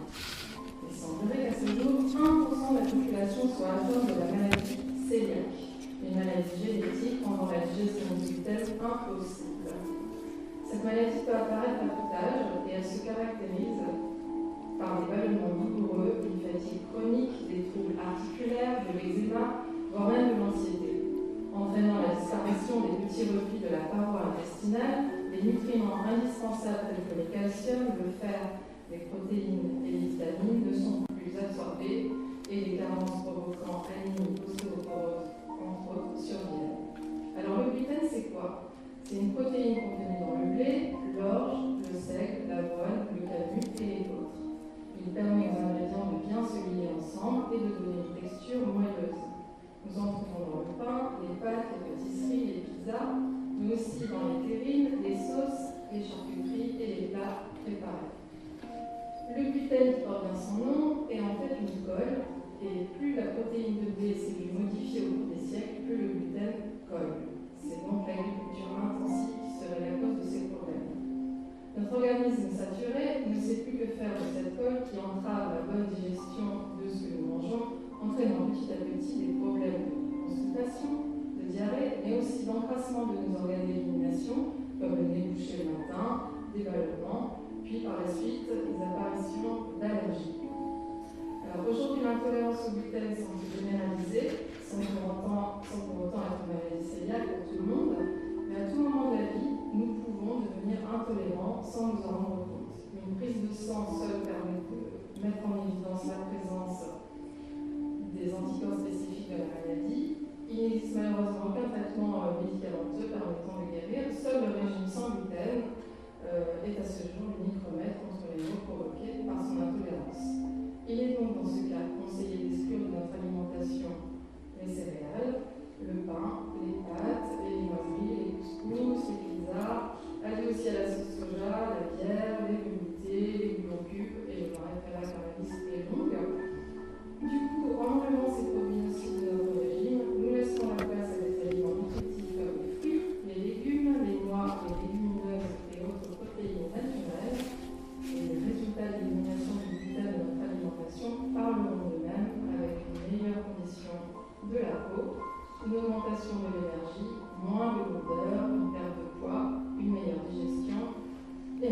fonctionnement du cerveau. Les résultats varient selon les personnes, mais presque tout le monde peut obtenir des bénéfices à réduire ou supprimer le gluten de son menu. Merci Fanny. Radio Albatros 93. Radio Albatros 93. Albatros 93. Albatros Web Radio. Nous avons deux invités. Chloé Maslow et S. Petit Nico. Et du public, bien sûr. S. Petit Nico, tu es venu, notamment, tu nous as joué des nouveaux titres. En fait, tu avais sorti un premier album qui s'appelle Humain, que Chloé a eu la chance de recevoir d'ailleurs. Et tu peux nous parler un petit peu de ce nouvel album. Tu sais déjà, il y a déjà une date de sortie, il est enregistré ou pas encore? Je l'enregistre depuis, ça fait un an et demi, je pense, à peu près.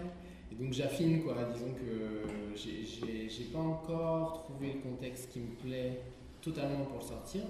Et donc je travaille de la matière surtout. Je pense rentrer, enfin tu vois, après l'été, quoi, là, certainement. Parce qu'en fait j'ai pas envie de sortir un disque pour sortir. Et là on a entamé notamment avec Étienne qui est également photographe en fait et vidéaste. On vient de finir un premier clip. J'ai l'ambition un peu folle d'en faire à peu près un par. J'aimerais bien, c'est le fantasme de base d'en avoir un pour chaque titre, vu le mode de consommation actuel de musique. Et avec très peu de moyens, donc c'est un petit challenge un petit peu délicat, mais j'aime bien stylé parce que ça rejoint pas mal de choses que je crois nécessaires pour que le monde aille mieux aujourd'hui, tu vois. Donc voilà. Et après, ce que je peux te dire, c'est juste que cet album, en fait, pour moi, c'était un apprentissage important parce que disons que j'ai essayé à ce moment-là de le réaliser j'ai eu l'opportunité, en fait, je me suis servi du succès de Fabien pour m'autoriser un gros bonbon, tu vois, comme tu disais, et de l'enregistrer dans un studio, pour moi le plus beau studio de Paname, en tout cas moi celui qui me plaît le plus. J'ai tout enregistré en live à l'ancienne comme ça me plaisait moi, avec tous les claviers que je voulais et tout, et j'ai fait quasiment un disque dans lequel tu as un morceau, c'est un peu un genre de musique, tu vois, j'ai flirté avec plein de choses, et en fait au final, ce que ça m'a surtout appris, c'est que j'espère aujourd'hui que chacun de mes morceaux définit mon style à moi. Et dans chacun des morceaux, tu vas ressentir peut-être plus chacune de mes influences, tu vois, qu'il y a le hip-hop, qu'il y a la chanson, qu'il y a le jazz, qu'il y a le classique, voilà. C'est plus ça. Et donc je pense que ça m'a appris à beaucoup me centrer. Donc j'espère que celui qui arrive, il sera centré davantage sur le propos, sur mon piano, sur ce que j'ai envie de... Sur quand même la conscientisation du monde dans lequel on vit. Et voilà, c'est ça un peu ce disque. Toi aussi, tu as, enfin je ne vais pas dire engagé, mais tu traites quand même des sujets qui sont quand même des sujets sociaux, avec des routes. Mine de rien, ça parle de la guerre, il y a de l'humour dedans, j'aime bien, on voit une comment on va dire ça, c'est un peu c'est pas une speakerine en fait, il y a un personnage qui fait toujours une intervention comique, et pourtant on parle de la guerre. Et de même, dans les petits cailloux, tu traites d'un sujet de société, en fait. Donc, les différents mots qu'on pourrait avoir, c'est ça? Oui, c'est un peu le poids que peut nous imposer la société, les poids qu'on traîne. D'accord. On s'écoute un dernier morceau? Un dernier morceau, oui, mais moi, quand même, parce que je suis, encore une fois, impressionnée, mais le titre de ton nouvel album se nomme... Ce sera vraisemblablement Équilibre instable. Équilibre instable. Je ne sais pas pourquoi, mais ce titre me parle complètement. Équilibre instable, c'est magnifique. Eh bien, je t'invite à faire la dernière chanson pour le... Qui s'appelle Je cogite et je gamberge. Il est rejoint par Étienne Charbonnier. On peut les applaudir. Étienne Charbonnier qui se met au piano. Oui, parce que Étienne il joue la contrebasse, mais il joue du piano et on peut applaudir Étienne Charbonnier comme il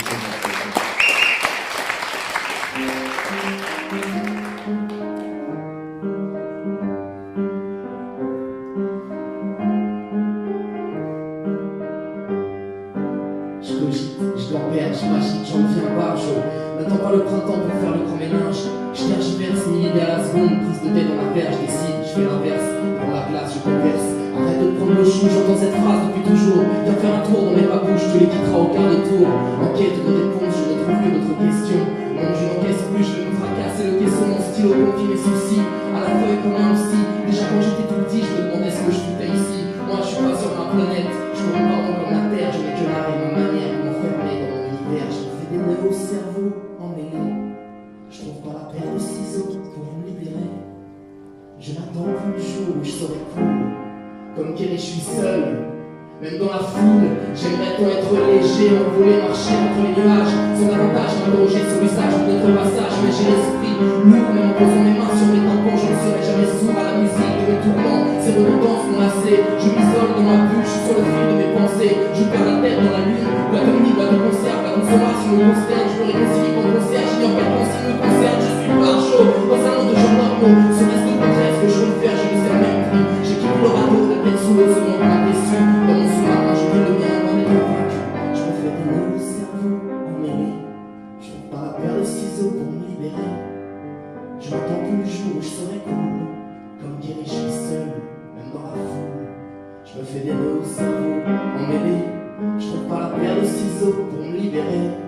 Je n'attends plus le jour où je serai cool. Comme Kerry, je suis seul, même dans la foule. Mon énergie m'a immergé, la réalité m'a perdu. Je vis dans mes rêves pour me souvenir de nos anges déchus. Je doute être un jour serein, surtout je ne l'espère plus. Je m'apprends, je me conviens, conscient comme ceux qui m'ont conçu. Le temps presse, on n'est pas loin d'être tous noyés. La quête de croissance nous abaisse, je me creuse pour me déployer. J'ai fait le feu de l'envie, j'en veux pour chacun des vivants. Je vous admire, je nous déteste. Trop peu d'être suffisant, trop peu de remise en question. Sommes-nous ce que nous devons être? L'argent est-il puissant au point que nous ne puissions que paraître? Partir pour aller où je finirai entre mes cloisons. Je suis chez moi partout parce que ma tête est ma seule maison. Je suis toujours en veille, c'est ma façon d'être heureux. Mon art m'émerveille, je suis ravi, je serai vieux. Ce sera toujours pareil, même si je ne peux dormir sur mes deux oreilles. Je me regarde dans les yeux.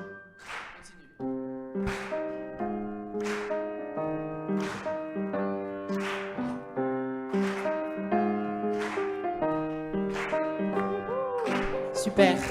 Donc c'était le scénar présenté par Rachid et Stéphane. On avait de super invités aujourd'hui, S. Petit Nico et Chloé Maslow. Dakoda également. Et on était en public. On remercie également tous nos chroniqueurs qui étaient présents aujourd'hui. Yuko, Marie, Gwendo, Elsa, Fanny, les jumeaux bien sûr, Pharrell Williams, Rekiu, Martial, Émile à la technique, Félix Kobayashi qui a pris, je l'espère, de très belles photos, mais généralement, si je ne me fais pas de soucis.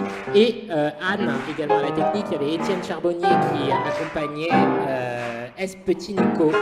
Et Myriel aussi. Ah, Myriel, la petite Célina et Lily qui a fait le tirage au sort.